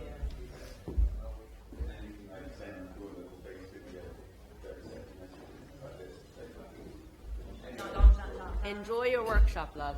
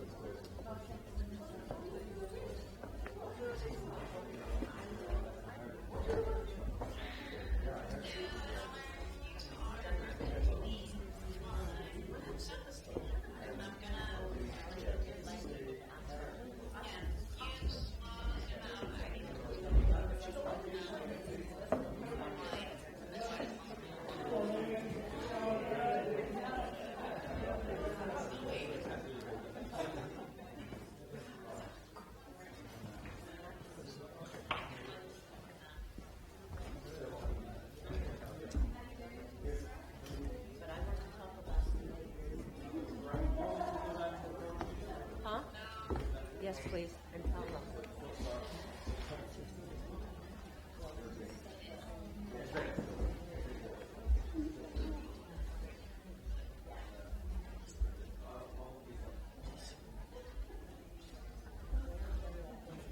I don't know, she's shouting for them. Oh, Jet, she wants you on, I think. On one. Yeah. Oh, that's the sound I got. Two.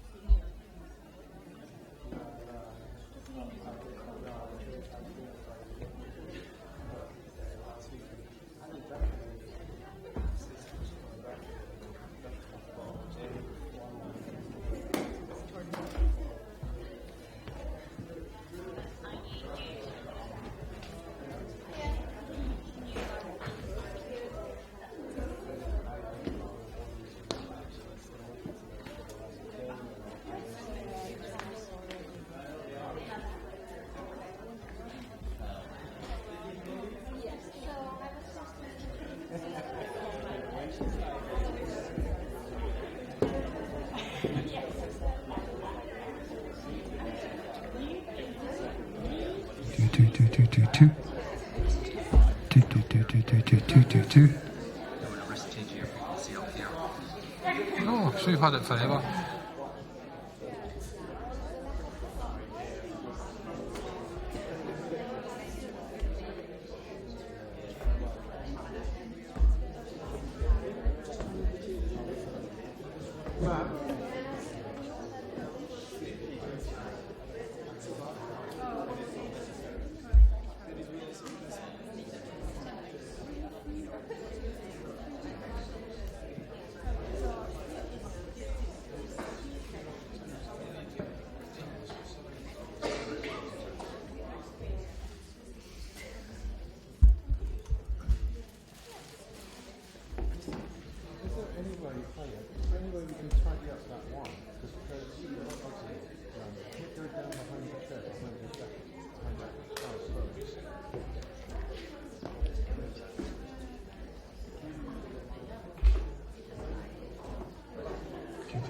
Two.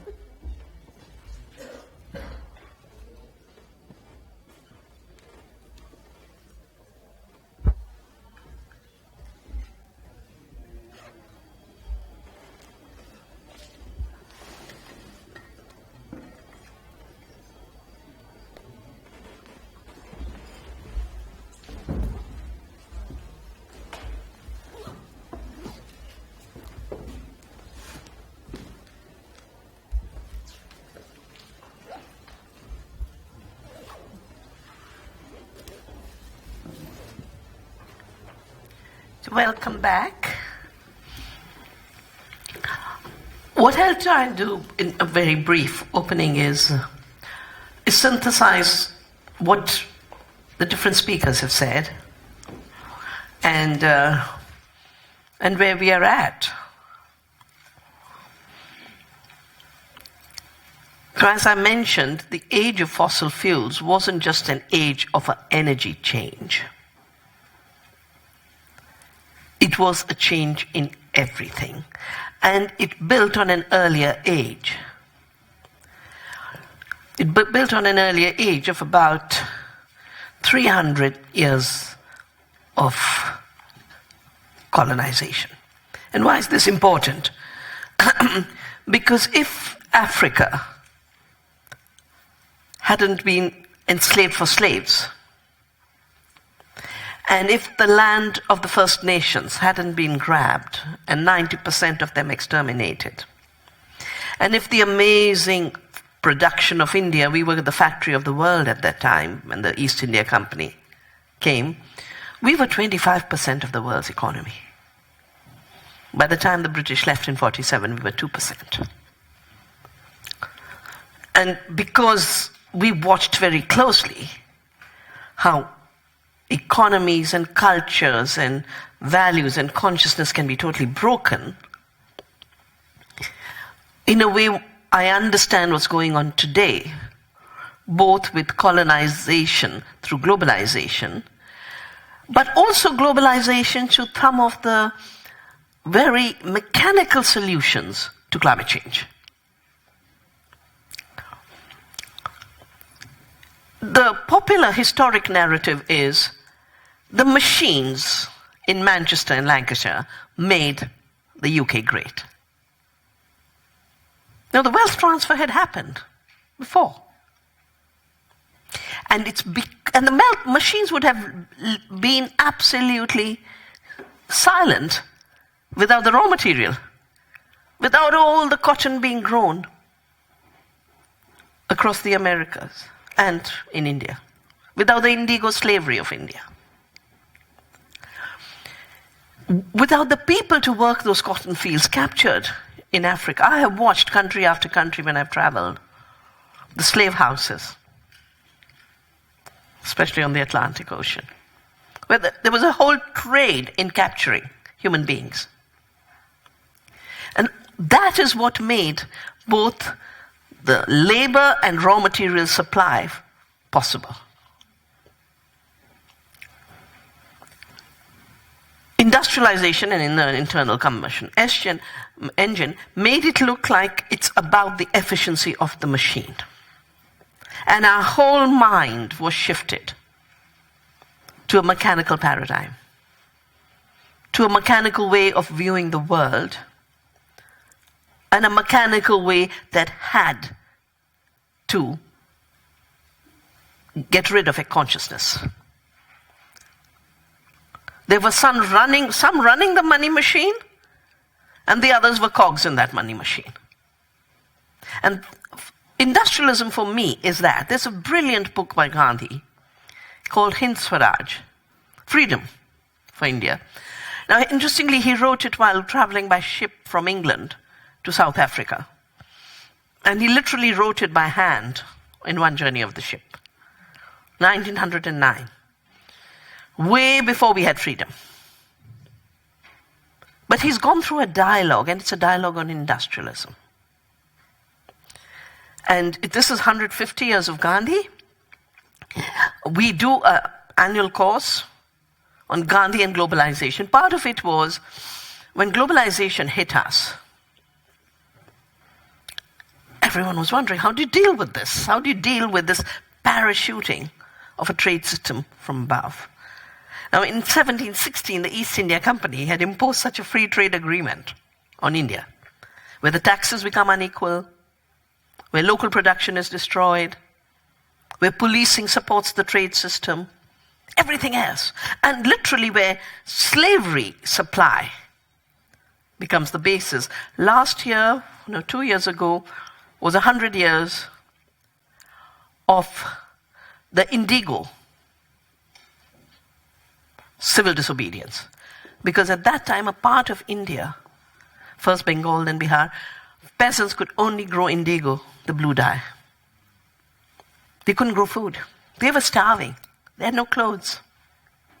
And when Gandhi came back and visited that area, and the peasants were saying, we would rather die than grow indigo, which is what our Extension Rebellion people are in effect saying by being on the streets. Of course, they were going to arrest him, and it's brilliant at this place called Champaran, where, interestingly, the 1984 author, Orwell, was born in that place. You know, so there has to be something about place that was mentioned so often, especially in the introductions this morning. And they said, you can't enter this area.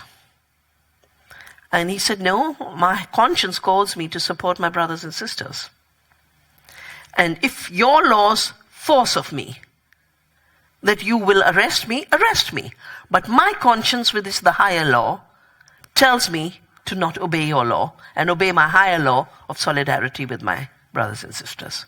Now that is the principle I followed in life from my early days of activism about 45 years ago. That there are brute laws created by the money machine. You're sitting in front of me, look at South Africa's story. It was all about slavery. It was about apartheid and separation. It about a division on the basis of the color of your skin. And that was Gandhi's first satyagraha, the first non-cooperation, where there was a compulsory registration of citizenship on the basis of race. He said, we are one humanity. We will not be divided by race. He went to jail. But he said, we will not obey this law. So there, in my view, the highest law, and that's what the climate and consciousness discussion is about, the highest law is the consciousness of us being part of a sacred universe. The law that flows from that universal law are the laws of Gaia. Of the possibility of this amazing living planet to organize her systems. The reason James Lovelock called her Gaia was because as a NASA scientist he was so surprised to see that the Earth maintains her temperature through her living mechanisms. That she creates the living conditions for maintaining the temperature. And that temperature is what has allowed one species, ours, to evolve for a few 100,000 years. Very short life on this planet compared to its 3.5 billion years of life systems and 4.5 of the Earth's evolution. We're a blip. So, you know, you must be reading a lot. Everywhere the obesity has become a big problem. And everywhere diabetes is becoming a big problem. And, it's being called metabolic disorder. What's a metabolic disorder? A metabolic disorder is the self-regulatory processes of a system getting disrupted. And the body can't regulate its production and maintenance of sugar in this case. Gaia has her own self-regulatory systems. And doing the two things simultaneously, chopping the forest, destroying the small farms, destroying biodiversity, and pumping too much of the greenhouse gases, which are carbon dioxide, nitrous oxide, methane, not just carbon dioxide. The bigger destabilizing gas is nitrous oxide, 300 times more damaging to the climate. These greenhouse gases have, in fact, in the atmosphere, but on the ground, the metabolic disorder is created by the destruction of life on Earth. And the two processes are not separate. The same actions that destroy the small farms and the hedgerows and the farm trees are actions that replace all the ecological functions of living soil, living ecosystems with fossil fuel and chemicals. So these are not two separate phenomena. The destruction of biodiversity and life on Earth and species extinction and the destabilization of the organizing and regulatory capacity of the Earth in the atmospheric level are one indivisible ecological process, because the Earth is one indivisible Earth. And I think that's the first leap in consciousness we need to make. Because as long as we continue to think mechanically, and we continue to think within the short-lived 200 years of an industrial paradigm, we will not look at all the options before us. The first option being that we are not meant to be cogs in an industrial and money machine. We have a deeper meaning. We are not cogs in a machine. But for the very young people who are in this room, they get it. Because they're watching. They're watching the 2008 collapse. I go to Italy, I go to Greece, I go to Spain. 50% young people lose possibilities to work. Why are the yellow vests on the streets of France? No work.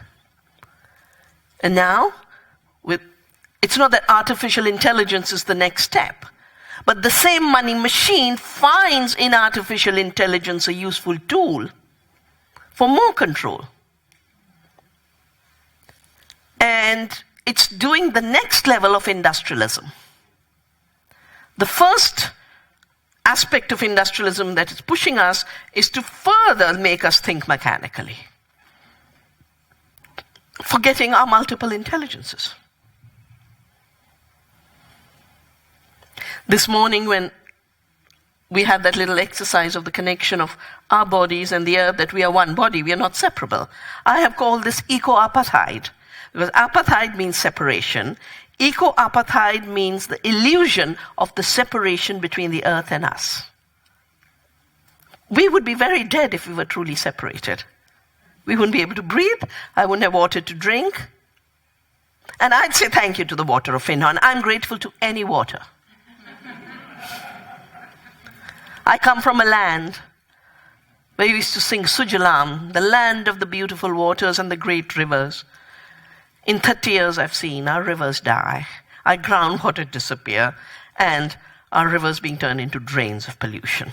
So I'm very grateful to the water that quenches the thirst of all beings, and to the soil that gives food. And I'm very, very grateful to being able to breathe clean air.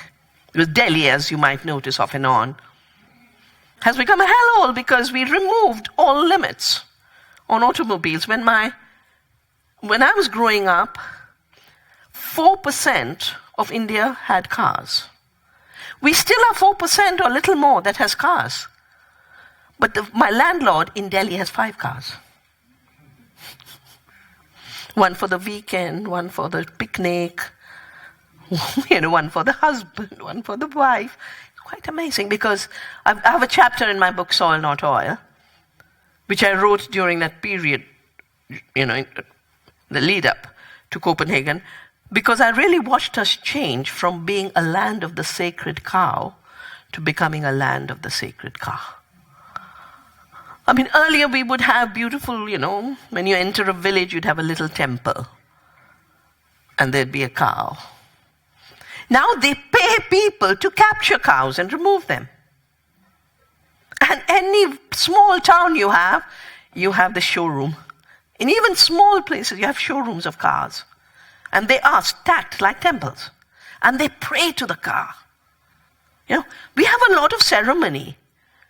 But like Uncle was saying, when your ceremony separates the relationship making and becomes a mechanical repeat of performance, it becomes a ritual. So what they used to do to the cow, put a teacup, put a garland. They do to the cow when they buy it. It's so funny. This mechanical piece, they've substituted it. So that shift in consciousness is so big. But the second part, and I think this is the part that's still missing in the discussion, and that is the part that the very calculus in consciousness of the fossil fuel age and the industrial age, which has given us the symptom of climate change, but also the impact on other species, gave us the reality of making human beings disposable.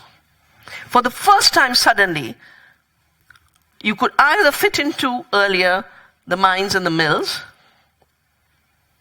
or you had to move to North America as dispossessed people. Rhodes, who over Zimbabwe used to be called Rhodesia. And he's written, he says why they had to get to Africa, because things were so miserable in England. You had to escape and then declare others as less, which is another aspect of the mechanical age, the fossil fuel age, the industrial age, the birth of anthropocentrism. We are superior to other species. The birth of racism. We are superior to other races. The birth of religious fundamentalism. Civilizing mission was based on the superiority of the Christian religion, and therefore allowed the extermination of all sacred religions of the earth. Around the world, you will see a desacralization of indigenous temples and the building of churches on that site.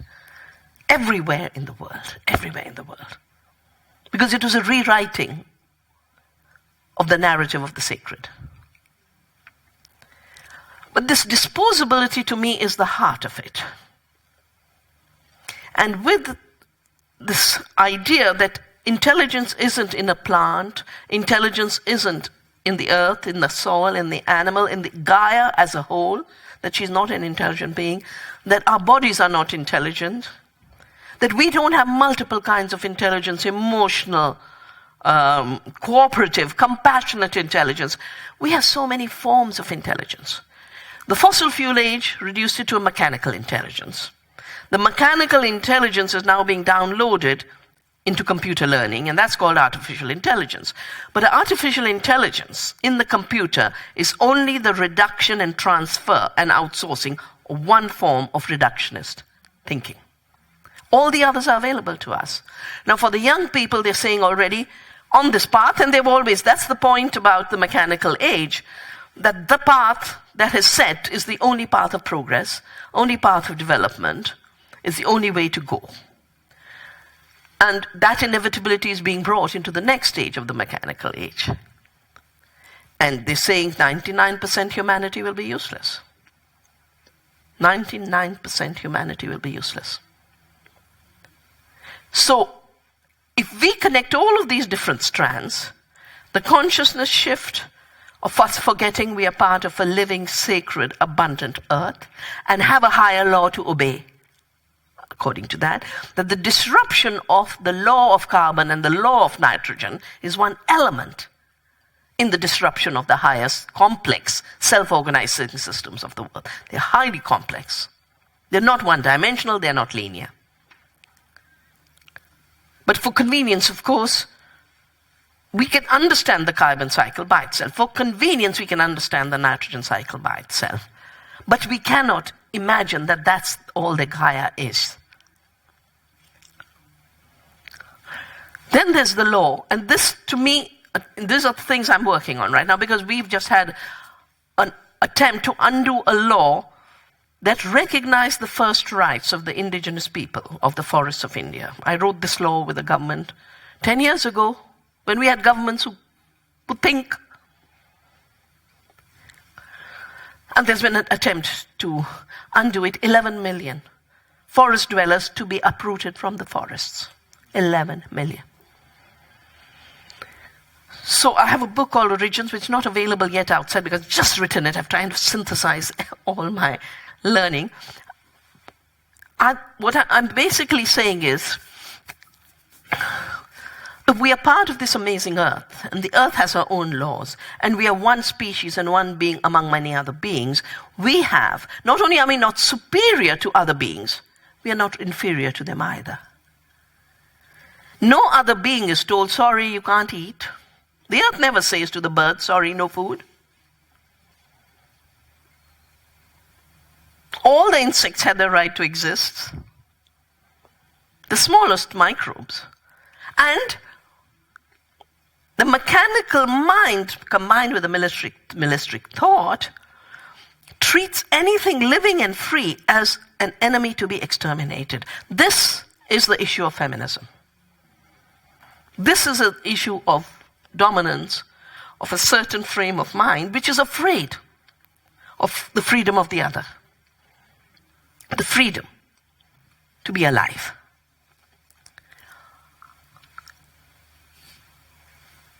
The law that allows life on earth, which is the earth's law and the law of life and the universe, is a law that also applies to us as human beings.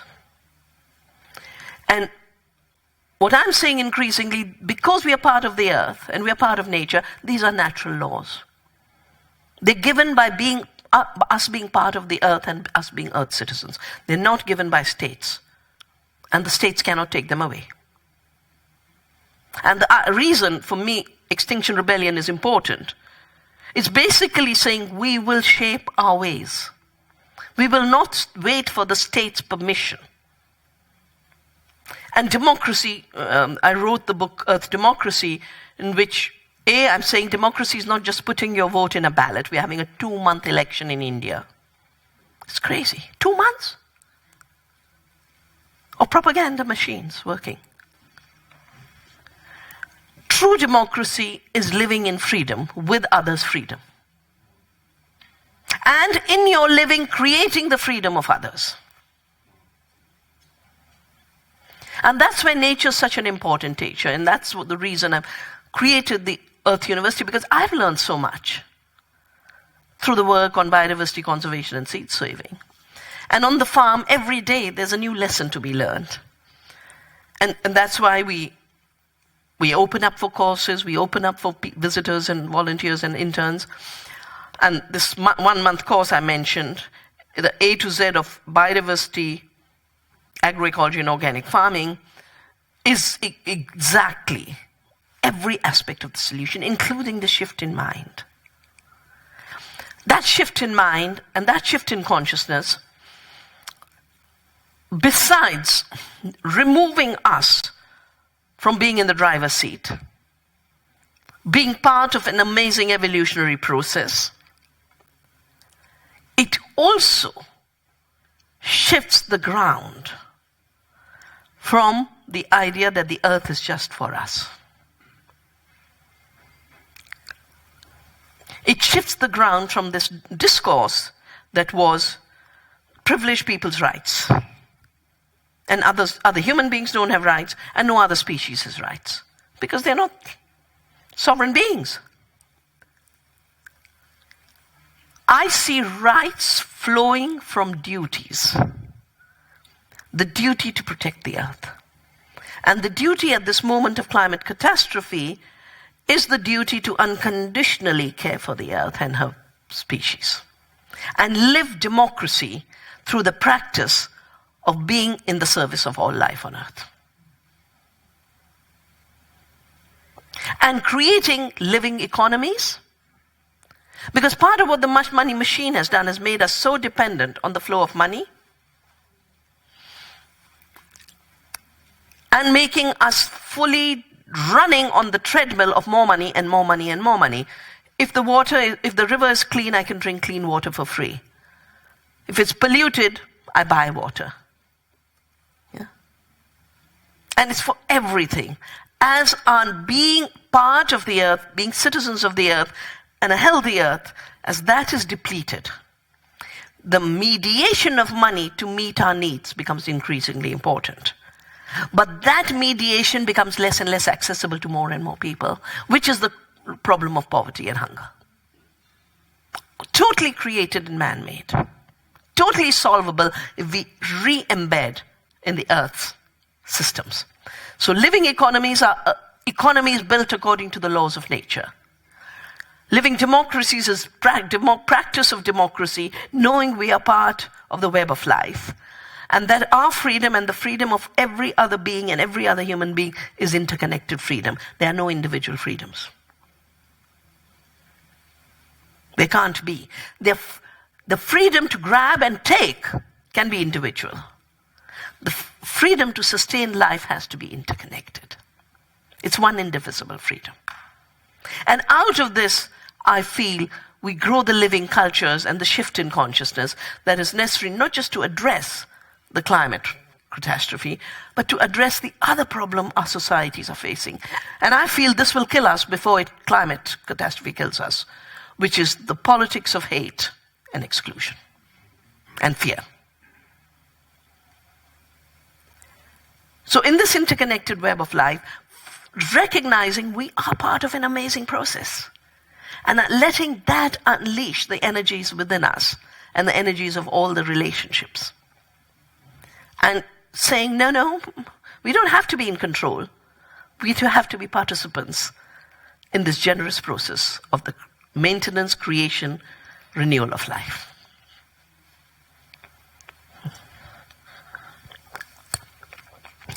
Now we can have questions. You got a whole hour.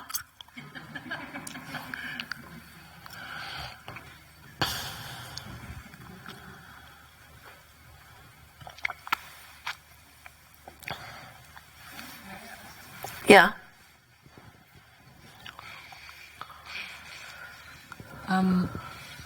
Sometimes it's said that the fossil fuels, or when the use of fossil fuels started, it had all these damaging causes.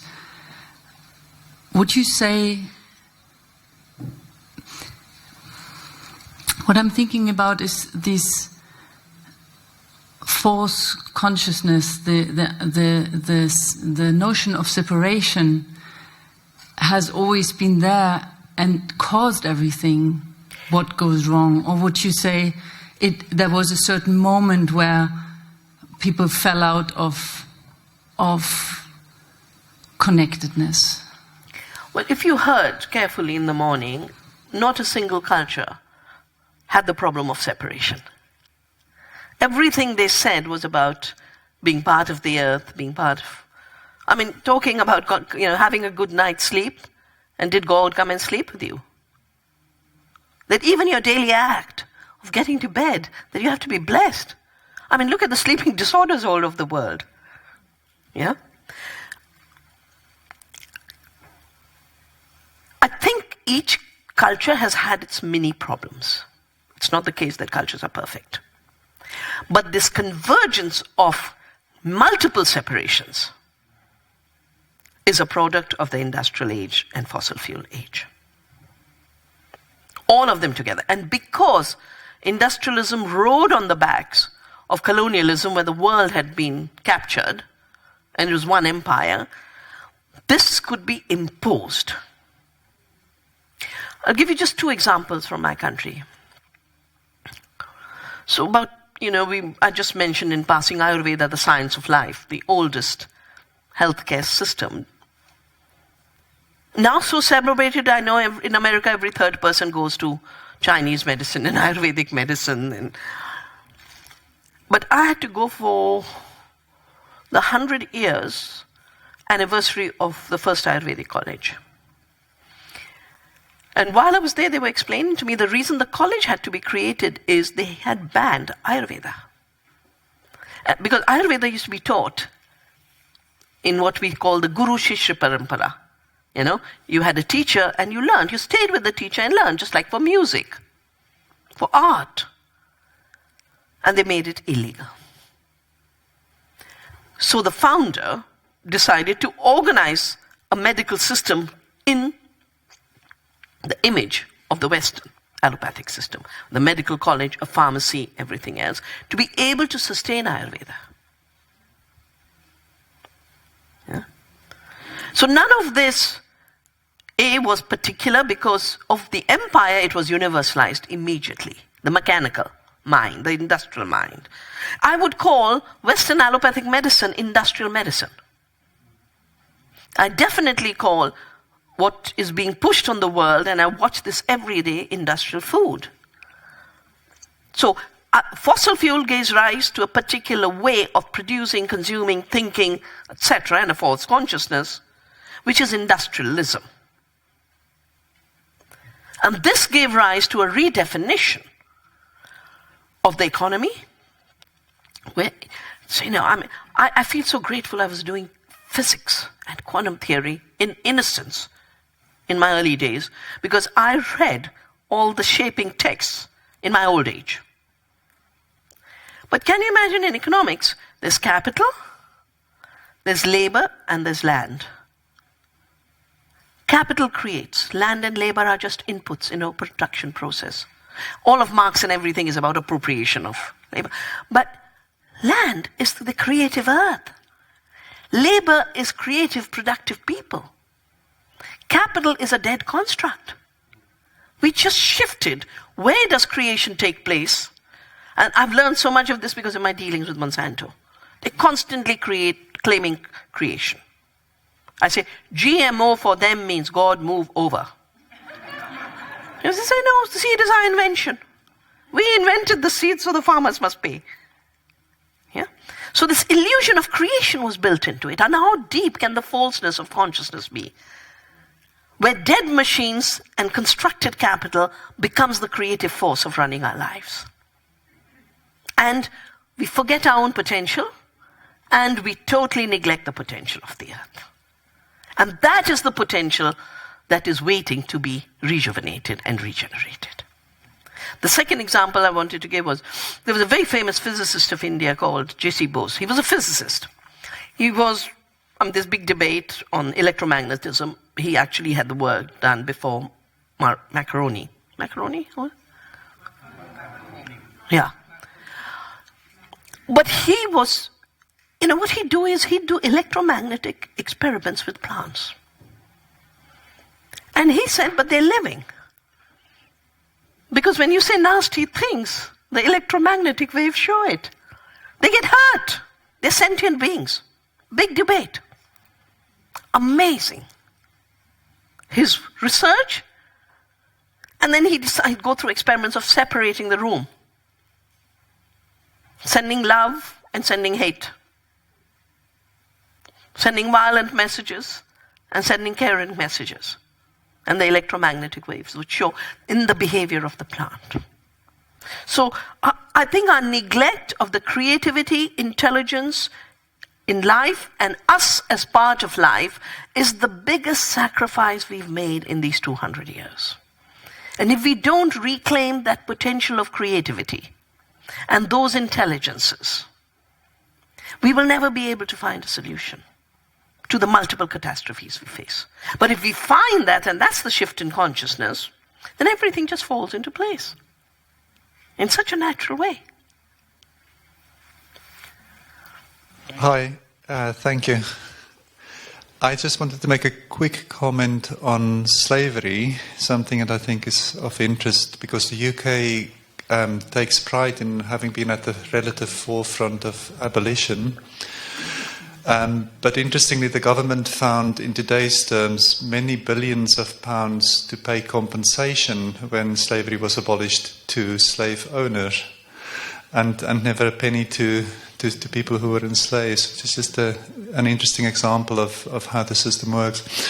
I wanted to ask you a question more about exploitation of animals. You've mentioned the different greenhouse gases. We know that some of them come largely from animal farming, for example. And I'm also wondering about the change in consciousness. Is it time that we emphasize how we treat other species more and not just always speak about petroleum and burning oil and such like in terms of the environment? Okay, I mentioned methane as the 6th greenhouse gas. All animals don't emit methane. Factory animals emit methane because they are fed intensive feed of soybean and corn. And that's why even in the literature, that's why I find so much of this a bit contrived. Because even in the FAO, they don't do the assessments of emissions from factory farms. They do enteric, what's it called? Well, the stomach. Yeah, so they put it as a generic. I'll be a little crude right now because it makes total clarity. Our cows don't fart. They graze on grass. Free-ranging cows and free-ranging goats and free-ranging sheep don't stink. In fact, we have a festival after the Festival of Lights, Diwali, but the festival is called Gobardhan. Gobar is the cow dung. Dhan means the wealth of cow dung. And we literally dedicate a day to worship cow dung. We wouldn't worship if it stank like the factory farm outflow. So I think false equivalence is a very big problem of the industrial age and the mechanical mind. To connect the free-range cow and the fact, to equate the free-range calf, goat, cow with a factory animal, which is the source of methane, is very wrong. If you were here when Uncle spoke?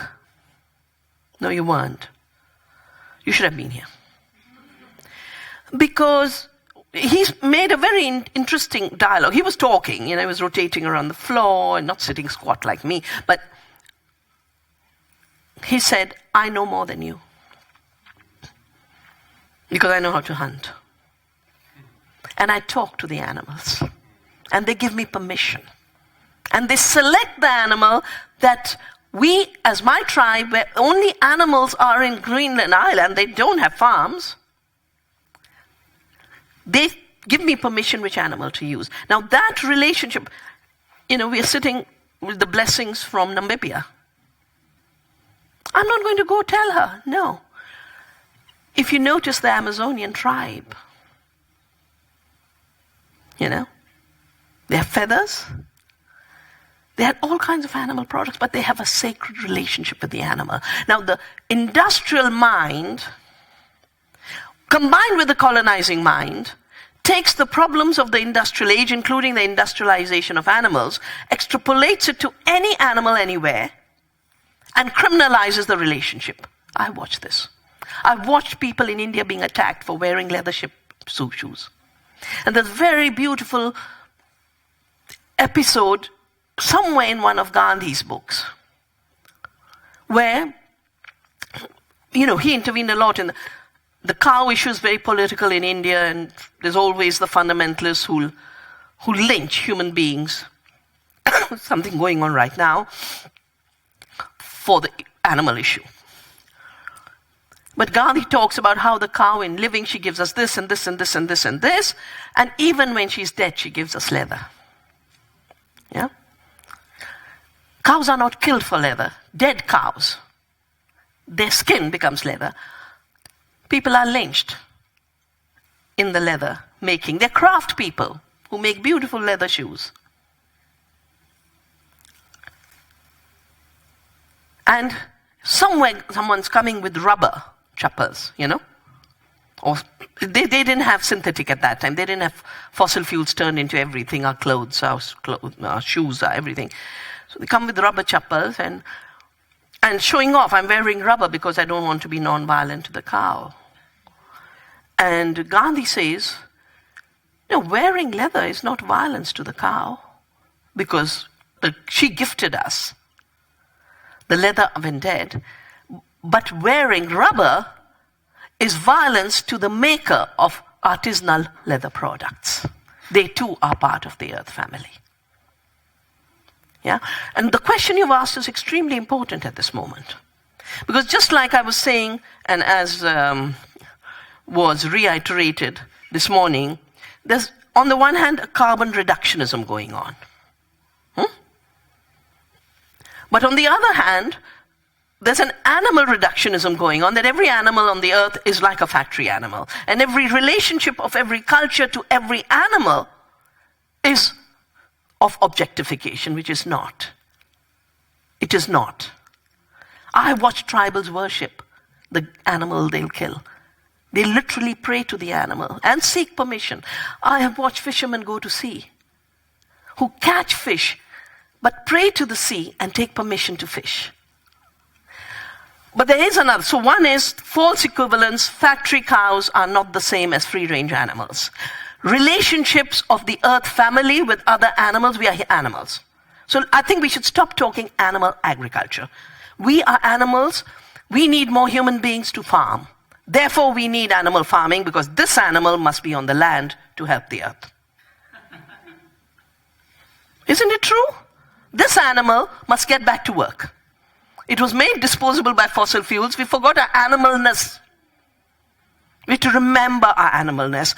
And in fact, a lot of the discourse that is extrapolating the factory farm into everything else is continuing the apartheid between us and other animals. But there's a second issue, because there's a nonsensical report that has come out. I'm sorry, whoever's recording it. It's sponsored by the big industry that has destroyed agriculture and the food system. Bayer, which has now bought Monsanto, BASF, Cargill, which is the big trading, Nestle, Pepsi, Yara, the biggest fertilizer company. I talked a lot about the fertilizer role in climate change. A lot of talk in this thing about exactly the thing you've said, that if we solve that problem, everything will be fine. And then they go on to talk about plant-based diets. And yesterday in the discussion, you remember when there was a question on the Amazon, and I talked about the violence to the soybean, the violence to the Amazon, and the violence to the people of the Amazon to grow that soybean. That is not a culture of compassion. So if there is a continuity of life on Earth, which there is, if we believe we are part of the Earth family, there's microbes, there's plants, there's animals of which we are one species, there's the Earth as a whole. The violence and non-violence yardstick has to be applied across the spectrum in every aspect. And these false universalizations which come from a false consciousness, which are so much part of a violent mode of thinking, that criminalize everyday non-violent behavior of cultures far away, and put in place policing systems of an amazing kind. I'll give you just one more example of my country. So, as I said, we are a land of the sacred cow. So, 2 years ago, not only did lynching start, 3 years ago, lynching start of Muslims who eat meat. And it's part of the politics of hate and divide. But a law was put in place on trade. Now, because I worked on seed, I know what laws forbidding trade in seed means, that farmers can't exchange seed that you then have to buy from Monsanto. So part of what I've done is seed saving, is defend the right of farmers to save and exchange seed. Saving and exchanging animals is similar freedom. Because if you're not able to exchange, you will have to buy patented animals for one function, just to produce meat, just to produce milk. And this then has meant that in a very strange way, those who talk of defending animal rights joined with the government to ban trade in animals, local trade in animals, which means local breeding, just like in local seed exchange. If any of you know about India, you think of the fairs. There's a very famous fair, Pushkar fair, where everyone goes to Rajasthan. It's an animal fair. It's an animal fair. We have fairs of the camels and fairs of the elephants and fairs, and these fairs are where the breeding and exchange takes place.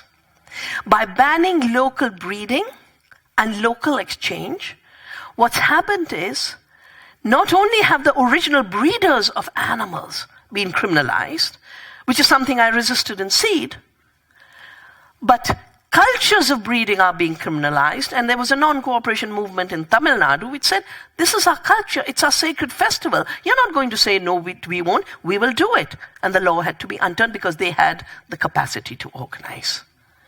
But more significantly is, in the name of taking care of the animal, for the first time, my beautiful civilization of the sacred cow has a problem of abandoned animals. And they are now raising crops to the ground. It's the big issue. You can't do agriculture because there are abandoned animals everywhere, because you made having an animal a crime. So it's very complex. No, let me end up. What is the mechanical mind? The mechanical mind is everything's a machine, everything can be controlled, everything can be fixed, and it's all a linear function. I think we have to get rid of linearity and monoculture thinking. You had your hand up, you had another question to ask. But let's move on to someone else. Yeah. Question about education.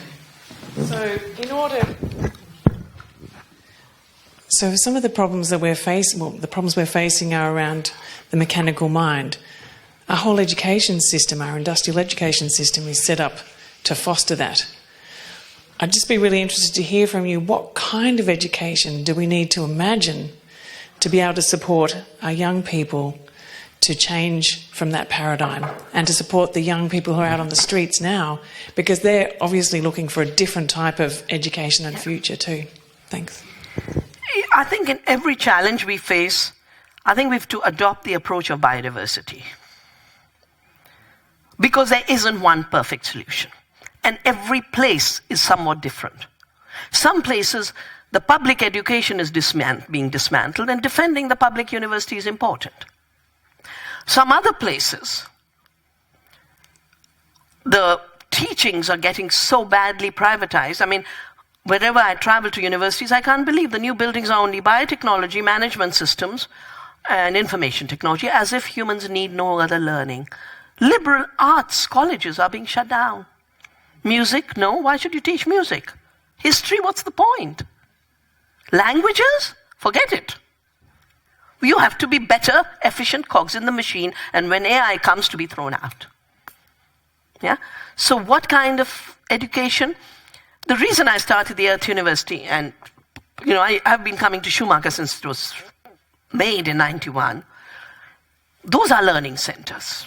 We have to create learning centers that connect the work of care for the earth with learning the best about how the earth works and how things work in the world. That, to me, is what science is. And that's why we have created in schools in India gardens of hope. And when principals will say, but what will they learn? And I show them. I say, they learn mathematics, that a seed becomes 100 seeds. They can learn how to multiply. They will learn how to measure growth, the plant grows. They will know how to do physics and osmosis. They learn geology and they learn soils. What can't they learn in a living ecosystem? Gandhi had a very beautiful, he was so comprehensive because he was dealing with an empire that had destroyed everything. They called it Nai Talim, the new learning. And it was learning whatever you need to, but by doing, being in the practice. Being in the practice. And that means for sure, coming back to the anthropocentric hierarchy, anthropocentric hierarchy went hand in hand with the learning hierarchy. That there were certain things defined it as low. Manual work was low. Farming was low. Sitting at a desk was high. Now sitting at a computer is higher. Now the robot sitting at the computer is highest. So we've got to get rid of that hierarchy of knowing. Anything that sustains life is high learning. And the miracle, when I see how much we've buried in 200 years, from my own culture, from the sciences that weren't taught, and how through these learning centers, where you learn from nature, that's what the Earth University is. You learn from nature. People you trashed and said, farmers don't know, traditional societies don't know, they never went to school. Our farmers are amazing. They know far more than the PhDs. The PhD knows one mushroom species. And he knows how to keep making that mushroom. The farmers know everything. And of course, learning from each other and learning community. That's why places like Findhorn are so important. That part of what industrialism and the mechanical mind did was not just mechanize the world outside, it mechanized us into atoms. You remember your brilliant prime minister who said there is no society, there are only individuals. And that was how neoliberalism was founded. Only individuals can participate in neoliberalism, communities participate in life. So we've got to get out of the mechanical industrial slavery, we have to reclaim community, because by being part of Earth community, new potentials are discovered. By being part of our local communities, new potentials are created. And education for all that is the doing of it. Do you want to ask a question next? Okay, so this is from the live stream. It comes from Nicola Coombe in London. She's asking, how do we develop people's or our whole life consciousness, and within that our own spiritual consciousness in the presence of the climate catastrophe? Do you want me to repeat that? Or? No, I got it. Okay. I think first by remembering that we are part of a very sacred, very benevolent and very generous Earth. And we messed up. But we don't have to treat the messing up as irreversible. Because A, it was a short time. 200 years is a short time. The 1% who pushed it all into it is a very narrow number. 1%, 200 years, how can we say this is the only way and we can't do anything about it? So I really feel the issue of spirituality is both an issue of reclaiming our being part of a sacred earth, but in the process also discovering our inner powers to transform. That's why when I said yesterday, we are energy. We are power. Because energy now is defined as something you take from outside to get rid of doing something yourself. Yeah. Like we work a lot in the villages, and sometimes we want to help a group. So I bought a mixie for a group. The women threw it away because we take it on stone and grind everything like that. Also very good for osteoporosis. Never get osteoporosis when you do that. Make a chapati, make the chutney. It's very, very good. Do the chakki. I'm going to do a book one of these days, The Yoga of Food and Farming. How everything that you do in yoga, you do by living a life of producing good food and caring for the earth. So the spirituality of our being, and I think that's what Stephanie was trying to make us work through, that this amazing body has to be reclaimed as a spiritual being. That's also what Uncle said. We are spiritual beings. We might be atheists, but we are spiritual beings. Do you want to? So, Vandana, I'm sorry to ask you a practical question, but I suppose we're farming, and we're farming in an organic farm in Kerry in the south of Ireland, and sometimes we get very disillusioned, thinking that us doing our little bit on a small patch of earth is not enough. And in 2016, there was Eurostats that said that Ireland had only 1% of our farms were growing vegetables, and to me that's really shocking. And when we drove from the whole length of Ireland, actually, to come here from the south to the north, we didn't see one field with vegetables. And you mentioned yesterday about the grass, and yet I hear farmers being demonised. But as you said, farmers have the knowledge. And I suppose my question is, what could we go back with to talk to farmers in that context where, yes, the land is all grass and it's all dairy and it's all beef predominantly? What first steps should we be? We're always saying, we need to be we need to be organic, we need to be everything, but that's kind of falling on deaf ears because we feel we're so far from that. What should we be looking for? What should we be trying to do? We're kind of a bit disheartened. So, I think the first issue is, when you see with your own eyes the lack of food, while the narrative of the industrial food system is, we've never had more food. And the industrial system and fossil fuels and chemicals allowed us to grow more food. False. It grew more commodities. 90% of the corn and soya go for biofuel and animal feed. It's not sustaining the earth. Both biofuel and animal feed are further destructions of the earth. And animal feed is the big problem of the animal issue, the factory farming. It uses 100 times more to produce 1 unit of edible food. Industrial agriculture uses 10 units of energy to produce 1 unit of food.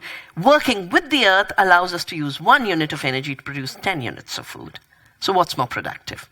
Second, I have books lying outside. The nutrition per acre. so much more when you care for the soil, you care for the plant, you intensify the biodiversity, and not the chemicals, and not the capital, which is the reason for debt. Now, all of these external inputs, fossil fuels, chemicals, bigger farm machinery, bigger harvesting machinery, has all added to the debt crisis. The debt crisis has led to farm closure. I remember about 20 years ago, it was the peak of the GMO debate in England. And I remember Meacher was your environment minister, and we had a meeting, and there was, tractors had come in, and in the evening we had a panel. And one of the people on the panel was the Small Farmers Association head. And he arrived late. And he had tears in his eyes. And he said, I've just stopped being a small farmer, I'm a truck driver now. So these fossil fuel capital-intensive inputs are the reason for the dispossession of family farms and small farmers, which is the reason for the caretakers of the land being forcefully removed from the land and careless technologies invading in their place. The final equation in all of this is the industrial system, that is increasing the costs of production, where the farm is a market for selling ever-increasing inputs. 50% of the European budget, tax budget, 50% of the tax money of Europe goes to factory farming and industrial agriculture. Can you imagine how every economic problem could be solved? There'd be no need for austerity if you just shut down the industrial farming. But the same system has put trade in the hands of a handful of corporations. The 4 grain trading giants and the 4 junk food makers, and a handful of retail giants like the Walmarts. Together, they drive down the prices. They create what's called a monopsony. They're a monopoly buyer. And therefore, the prices of what the farmer sells is crashing.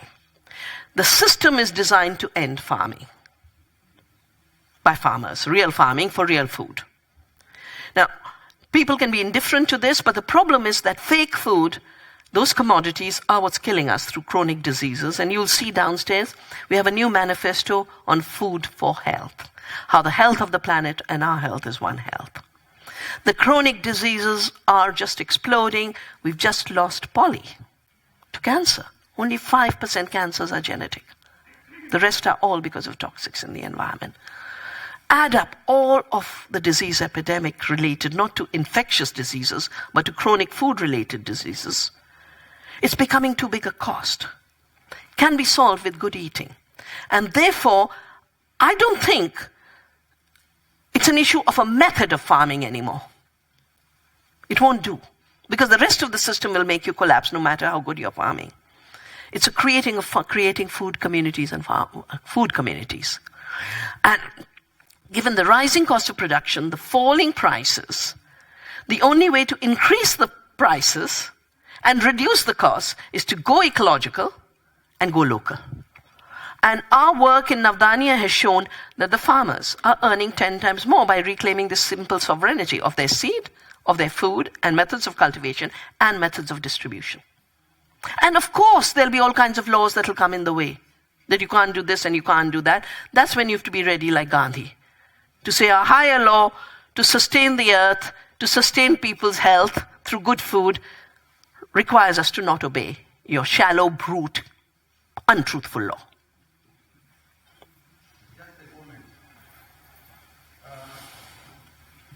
Can you use the mic?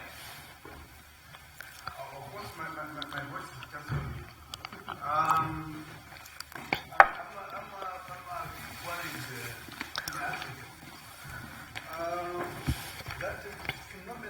for machine, using electronic or using machine for farming instead of deployment of farmers. For example, yesterday you talked about, you say machine? No, I've just forgotten. Yeah, but I could see now the technological is going there where farmers are here. So people are cultivating their lands, those people who are better off, using machines and the like. Even chemicals, they are applying chemicals to their garden using possibly a drone and the like. So that means technology is really advancing and it goes faster. We are leaving the farmers behind. Nobody is behind sensitizing the farmers. Farmers were depending upon those people, but those people are going with their technologies. So there's a gap whereby those people who are benefiting, they were finding some resources from those people. They're no longer finding resources. That means they're stranded here. As a result, they're causing climate change in the sense that they're looking here and there where they can get money. Instead, they're now starting cutting trees, doing this, trying to... they're doing a lot of nonsense, contributing to climate change. Then we're claiming to say, let's join hands so that we try to curb this phenomenon of climate change. But we forget to sensitize properly these people. To say, though these people are there, but though you are here, what if you also can do 1, 2, 3, 4, 5? In my country, I want to find that this year, a certain organization comes in with a seed to say, you farmers try this seed. They sensitize these people a new variety of seed. Well, they don't sensitize those people because those people, they've got money. They've got a lot of sales. They can control these people with the word policy. So these people, they are using, these farmers, they are used as what the trial basis.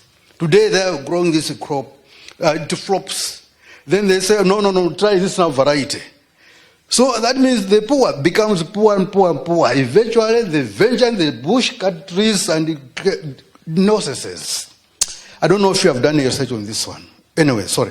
Well, no, thank you so much. You've raised such an important question, especially for the parts of the world where our cultures and our consciousness made our first duty a duty to care. And we didn't measure ourselves on the basis of the tools. We measured ourselves on the basis of our service to the earth and our service to community. Now, the fossil fuel age created the worship of tools, which is technology. Every society has had technology. But the technology of the dominant is made to look like the new religion you must adopt right now, as you're describing. And money and money making as the other religion. Those are the two religions, and they're two totally interconnected. A large part of our work in Navdanya, and I hope those of you who are from Africa will come. I'm going to, at some point, try and see if we cannot arrange a fellowship fund to make sure that those who need to learn how to make the transition in their countries. So the first thing we've done is create seed banks, so that seeds stay in the farmer's hand. They're adapted, they're locally adapted, farmers' knowledge of breeding is maintained, and the free exchange happens. The second is ecological systems which are built on traditional systems. After all, cultures that have farmed for 5,000 years knew how to farm. And traditional knowledge of farming is very, very important in each place. The third is the way I look at it on food sovereignty. First, you have to grow food for the earth because the earth needs food. The soil organisms need food. The second is you've got to feed your family well. In Navdanya, we say, the marketing comes second, feed yourself well. Only sell what's surplus. Third is build community through local markets and local distribution systems where you have to become more innovative, where money is not the only money is not the only mediator. Relationships are. And then, some places do grow coffee and some places grow cocoa. A few high-value items should be traded at a fair price. But that'll be a very small trade. Not like today, where bad products are being dumped from Europe with a subsidy, but your government cannot give support to the farmer. But industrial farms in Europe can get subsidy to dump, which is a big part of the WTO. I have watched. I'm doing a new study they've suddenly deployed these big combined harvesters. Our farms, some of our farms are smaller than this room. And they're so beautifully kept, they're like gardens. Beautiful, dense hedgerows, vegetable gardens, etc. Now, when a silly combined harvester, which is the size of this room, comes into your village, you have to chop down all the hedgerows. And all the employment goes. That's why the point you've raised is so important. Because not only did the fossil fuel age steal our minds, it stole our work. And bringing back the hands, our heads, and as Uncle said, our hearts. Our heads, our hands, our heart, whether it's in any education, we have to bring it back. We've got to educate the hands and the heads and the heart all together. And we've got to bring them into food and farming. We have to bring them into how we make homes. We have to bring them into how we make shoes, our clothing. And we should not despair because it won't be done the same way everywhere. It should not be done instantly everywhere. But wherever it can be done, let's begin now. Yes, I think I've got the microphone. I will just give a very quick comment. So colonization, slavery are not things of the past. They're very real now, fierce, and even more intense at the moment. So I come from Senegal, and 8 countries in the west of Africa still have this colonial currency. It's called franc, CFA. So it is guaranteed by France. And to do so now, 50% of our gold reserves are, should be given to France, okay, to guarantee the value of this money. And this money is made in a very small, anonymous village in France. So in the past, we used to give 100% of our gold reserves to France so that this could be printed. And in the 70s, the World Bank and the IMF also came into the game and said we could no longer invest in education, we could no longer invest in health, we could no longer invest in our railway systems, etc., etc. And at the same time, pushing our governments, to take big loans to build dams on River Senegal. So these dams have, of course, destroyed the whole, the quality of the water, because the water has become very stagnant, and then it doesn't move, less oxygen, because it's very hot. New parasites have developed. Now all the villages living along these rivers are thirsty, though they, about 30 years ago we would drink, this pure water. And today, the very sad news for Senegal, my country, is a lot of oil has been discovered in Senegal. And France is back in force, taking all the contracts. And one of our ministers refused to sign a contract for Total.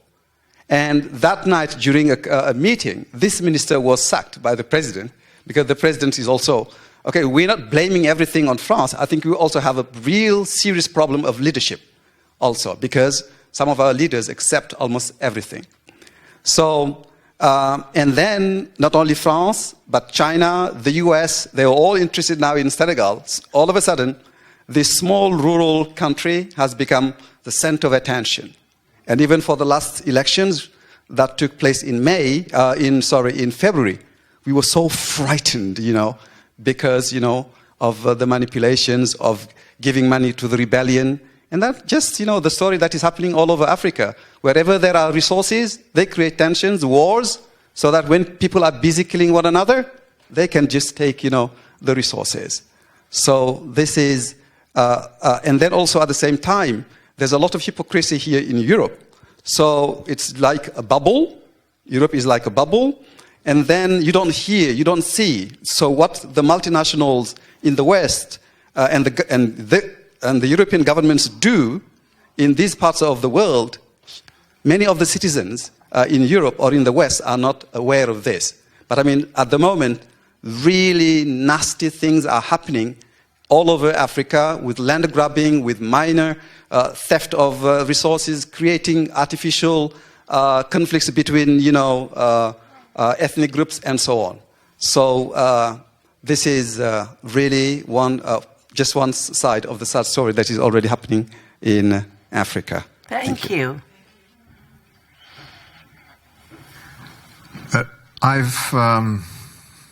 Before the conference, I'm atmospheric physicist, and before the conference already, I thought about agriculture to being the key if we have any technical or one-level solution to the climate problem. That impression has only been strengthened during these 2 days here, because it's the only mechanism that is able to bring carbon down where it belongs, and that is the soil.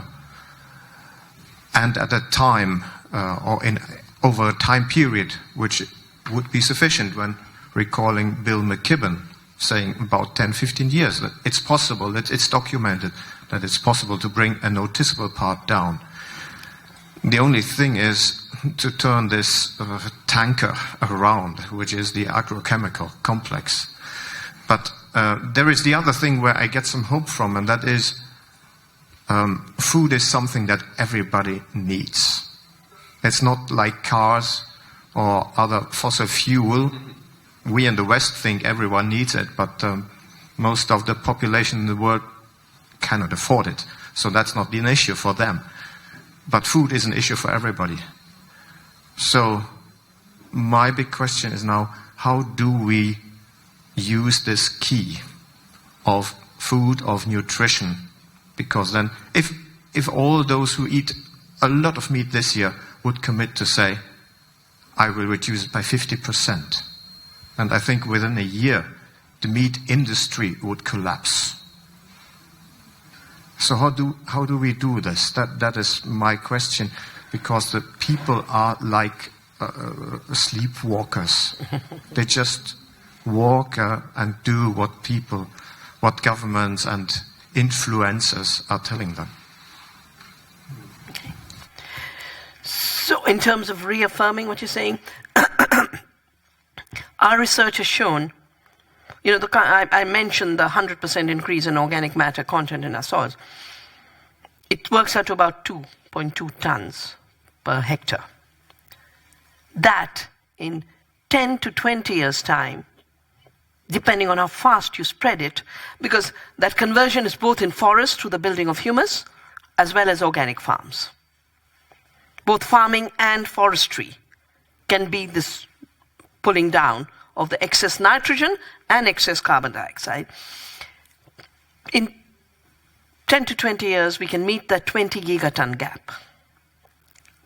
And you remember, Christiana was showing the folded piece of cloth. It can go much faster. Because she was talking about it in terms of replacing energy sources for an industrial system. We are talking about shifting the idea of economic systems, including the idea of energy. I think the big revolution is food is energy. It either gives us energy or takes our energy. So in India, in Indian thinking, in our culture, we differentiate between 3 energies. Sattvic, which is the generative. Rajasic, which is the excitable. Tamasic, which is the heavy. Industrial food full of chemicals and the heavy factory meat and all of that is tamasic food. And I have watched more and more people make a shift to vegetarianism, make a shift to more plants, and their bodies feel lighter. Because what's circulating through us is not the energy of fossil fuels, nor the energy from the windmill. What's circulating through us is the ecological energy of nutrition. That's what's connecting us to the microbes and the plants and our gut, etc. I have watched the food. When I did my book in '84 on the Green Revolution, I was about the only voice of ecological agriculture. Eating right organic food is the fastest growing movement, which is also the reason the industrial system is doing such an attack on organic agriculture in all kinds of crazy ways. One article will say it leads to more emissions.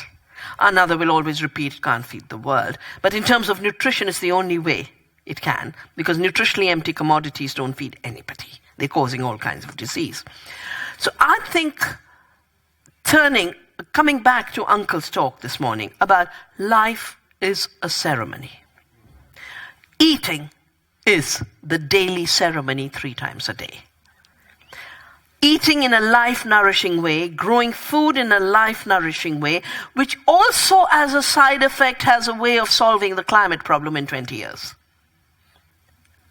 is bringing ceremony and sacredness back into our world. I've had an opportunity to be with the Patriarch of the Orthodox Christian Church and at the Vatican with Pope Francis. And because the sacrament is so big, I say all you have to do is bring the sacred bread true to its sacredness. Don't allow toxic bread, poison bread, exploitative bread to be part of your system. Now, can you imagine if every faith made this shift, how big it would be? Yeah? But if every home made this shift, and I have one simple principle on this, we have to turn it into a celebration of our bodies, the earth which is connected to our bodies, the farmer and the eater, all connected. I think we have to get out of the missionary zeal of telling others what to do, including in eating. Yeah? I think we should let biodiversity thrive. Biodiversity of cultures, biodiversity of thinking, biodiversity of languages, as we heard this morning, biodiversity of plants, biodiversity of food systems. I mean, there's such an attempt to push for a uniform eating in the name of saving the planet, of lab meat and lab milk. This silly Impossible Burger is full-page news these days. Impossible Burger, lab-made meat. I said, you don't like meat? Give it up. Don't promote genetic engineering through the Impossible Burger. It's all kind of backdoor entries. There's sly little entries. We live in true openness and true celebration. And food is where daily celebration begins. I would... I'd like to know if you have any success stories of that change of consciousness and any advice to women of how we can contribute to that. Well, I think most places the consciousness is that we are on a sacred earth, we are spiritual beings. Our duty is to protect the earth and serve our community.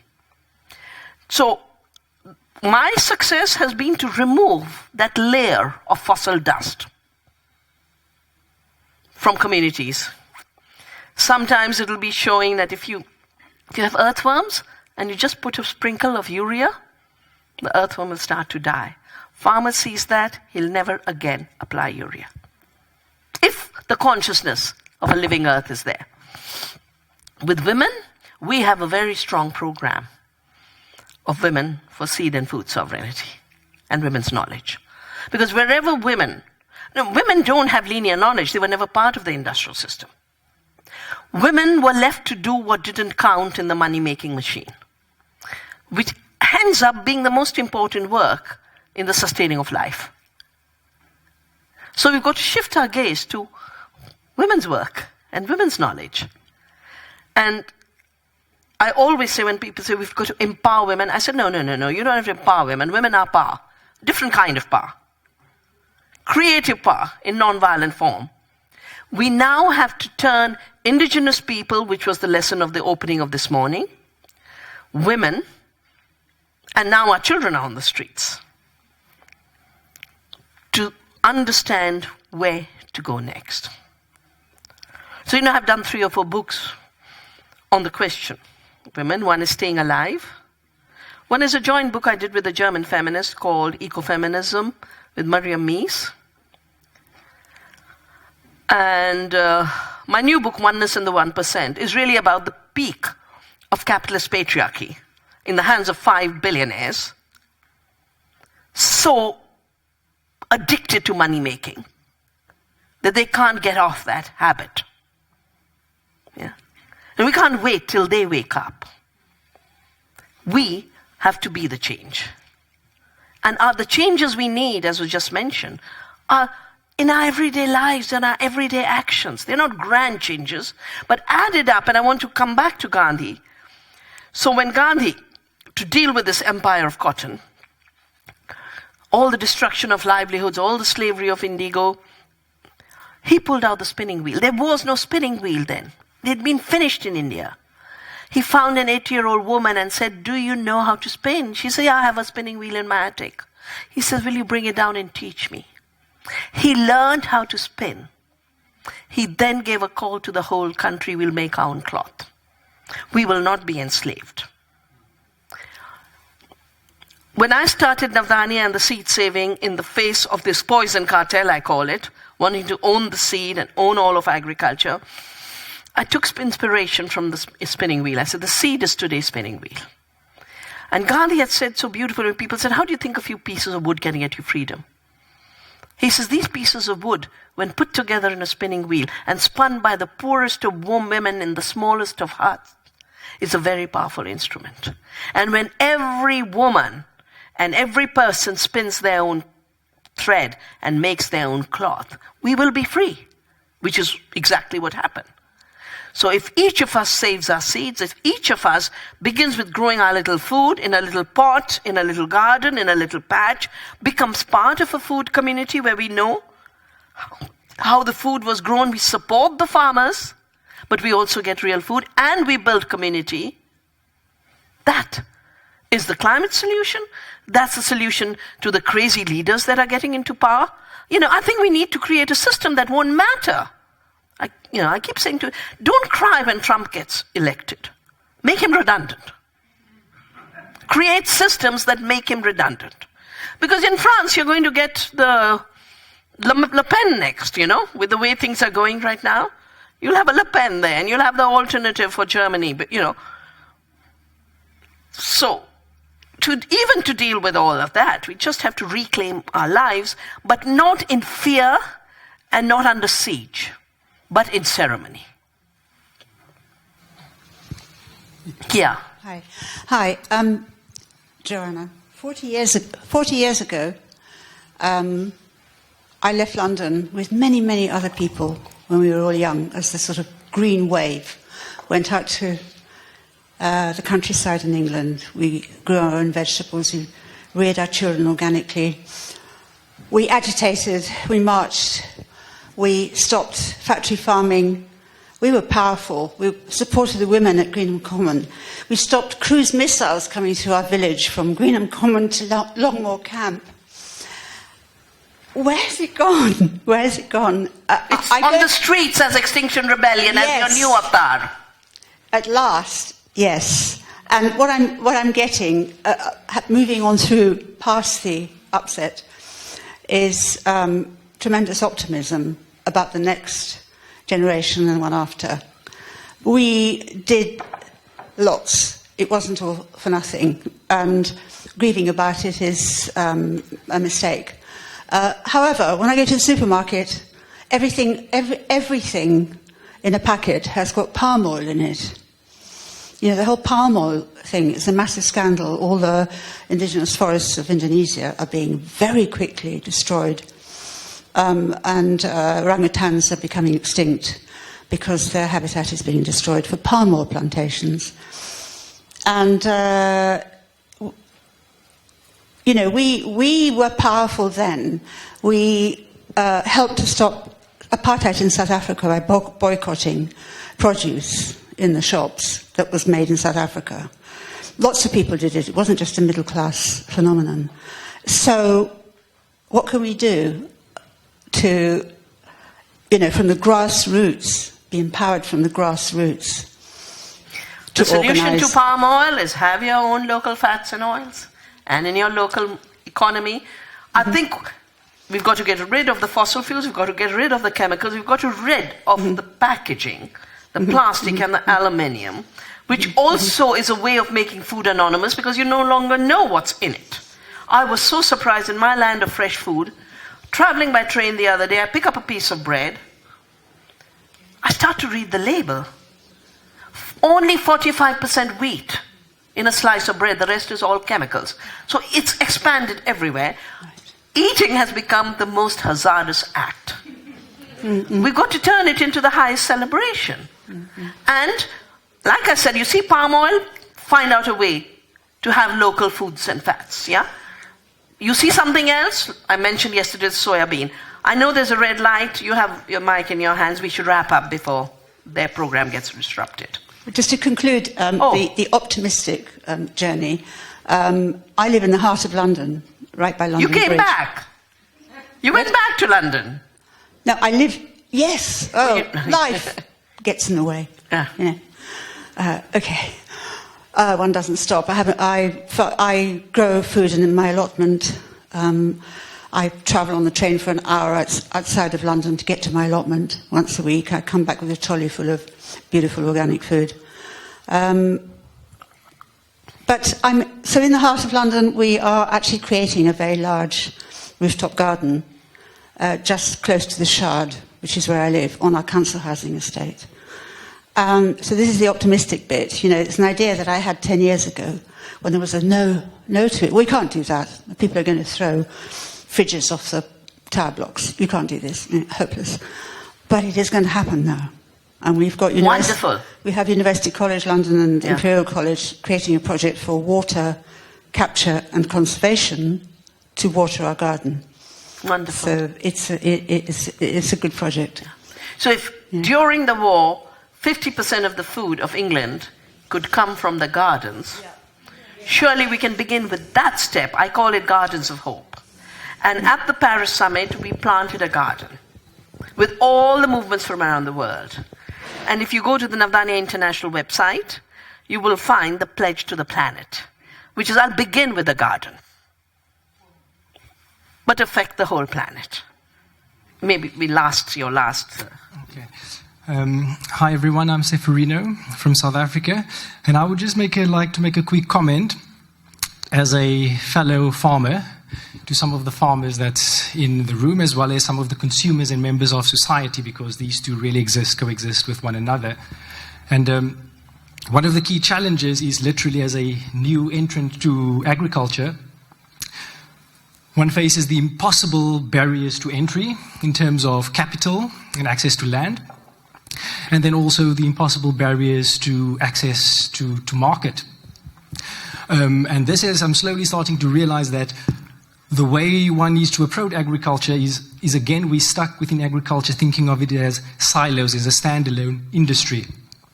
And even within the farmers that's currently in the system, it is quite impossible or even difficult or impossible for them to do what's right by the soil and right by the land if you go onto a piece of land which has been commoditized and you need to pay millions or thousands of rands on a bond repayment. So there's no way you can produce off the land and service this debt, basically. The only way to do it is for even meaningful, organic and good farmers. I'm seeing it everywhere in South Africa is clear the land and plant organic blueberries for export to Europe or wherever. That's literally the only way it has become viable to do organic farming. And it is seeming more and more that we need to literally combine industries, rethink why are we growing food? We're not growing food for money, we're growing it to feed people. So instead of seeing agriculture as a standalone or isolated thing, partnering it with a school. So you're feeding the school and hence you building a connection and you immediately have a market. Linking it to hospitals or to medicine, because now food and medicine link into and you have a market. This is almost a path that we as farmers need to think if we want to be successful as farmers. And this is also what consumers and the general public at large needs to keep in mind, in a consciousness of how we approach agriculture if we wanted to succeed. Because as is, it is basically impossible to succeed as a farmer. And then just something else to some of the people that have been asking what we can do in terms of, a simple practical thing, and this is something that I've practiced quite recently, was just being conscious of what you're doing. So when you're eating your food, and I'm listening to what you're saying, is even just for one meal a day, I've started literally switching off the TV, the phone, and even closing my eyes while I'm eating, because we know our bodies is part of the system. And I've been doing it for a while now, and literally you'll eat something as simple as a salad and you can feel the life force within it, and it's not even much. You feel this nourishment, and a simple act like that of just connecting wherever you are, a simple deed like that. Yes, thank you. So, to wrap up, if the fossil age said nature is dead, people are stupid, just cogs in a machine, we are at the moment of addressing not just climate change, but all the multiple dead ends we face as human beings, and the harm we are doing to the earth and other species, is to first of all recognize the creativity that is inherent in life and the earth. And that's why we talk of agriculture as co-creation with the earth, not production. Yeah? And for the link that you were asking, organic farmers won't survive on their own, nor will people who don't grow food ever get access to good food without joining the two. And that's why we don't use the word consumer in Navdanya. The word consumption was the Middle Ages word for tuberculosis. And in a way, the planet has TB right now. We've given her TB. She's got a problem of breathing. We talk of them as co-producers with consciousness. You are aware of the impact of your eating on the insect, on the soil, on the farmer, on your health, on the climate. That consciousness is not about climate out there. It is a consciousness of every act, every day, that makes you connected to the larger world. Thank you.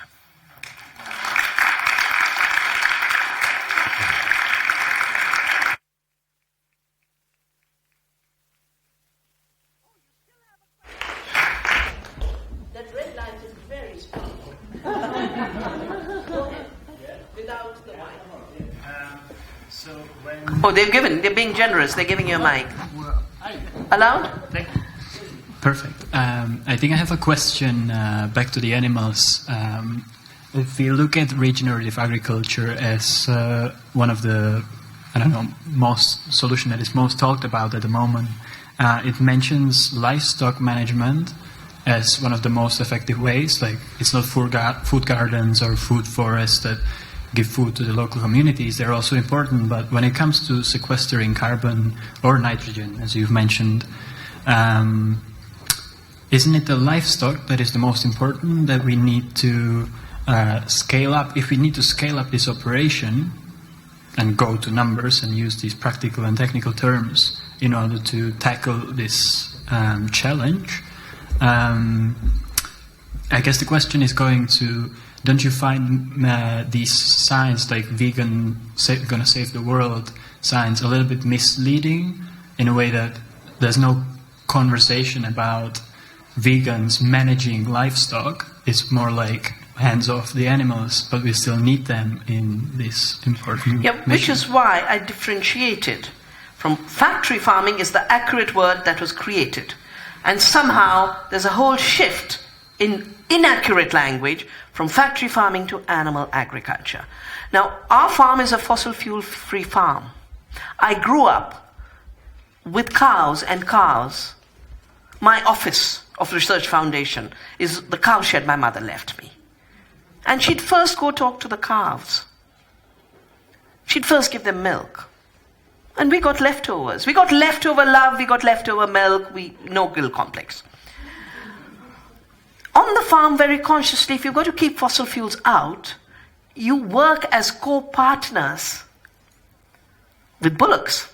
Prince Charles had come to our farm and was so impressed. He said, I'm going to bring horses back to Highgrove. Yeah? Now, if work is not a curse for you, but is a generation of energy, and the fossil fuel age said work is the worst thing you can do. Use your body, use your hands is the worst thing you can do. We get out of that trap, then when we work, and we work with the earth, and we sow a seed, and we harvest, we are actually in the process of generating life.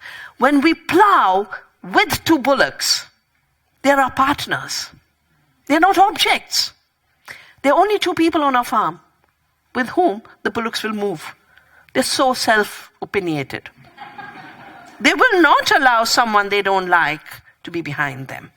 So I think if we've got to recognize that all life is sentient, plants are sentient, we've got to give them respect. Animals are sentient, we've got to give them respect. But not only is all life sentient, but all life is interconnected, and partnership in a non-violent production system is the only way to get out of the fossil fuel age and the climate trap. Non-violence is the key. Respect and reverence is the key, and partnership is the key. No system of production can work with one element. The trees are needed, the forests are needed, the animals are needed for the rotation of, especially in dry areas. In wet areas, it's fine, you don't need livestock. But you look in Africa or you look in India, the drier the region, the more the livestock.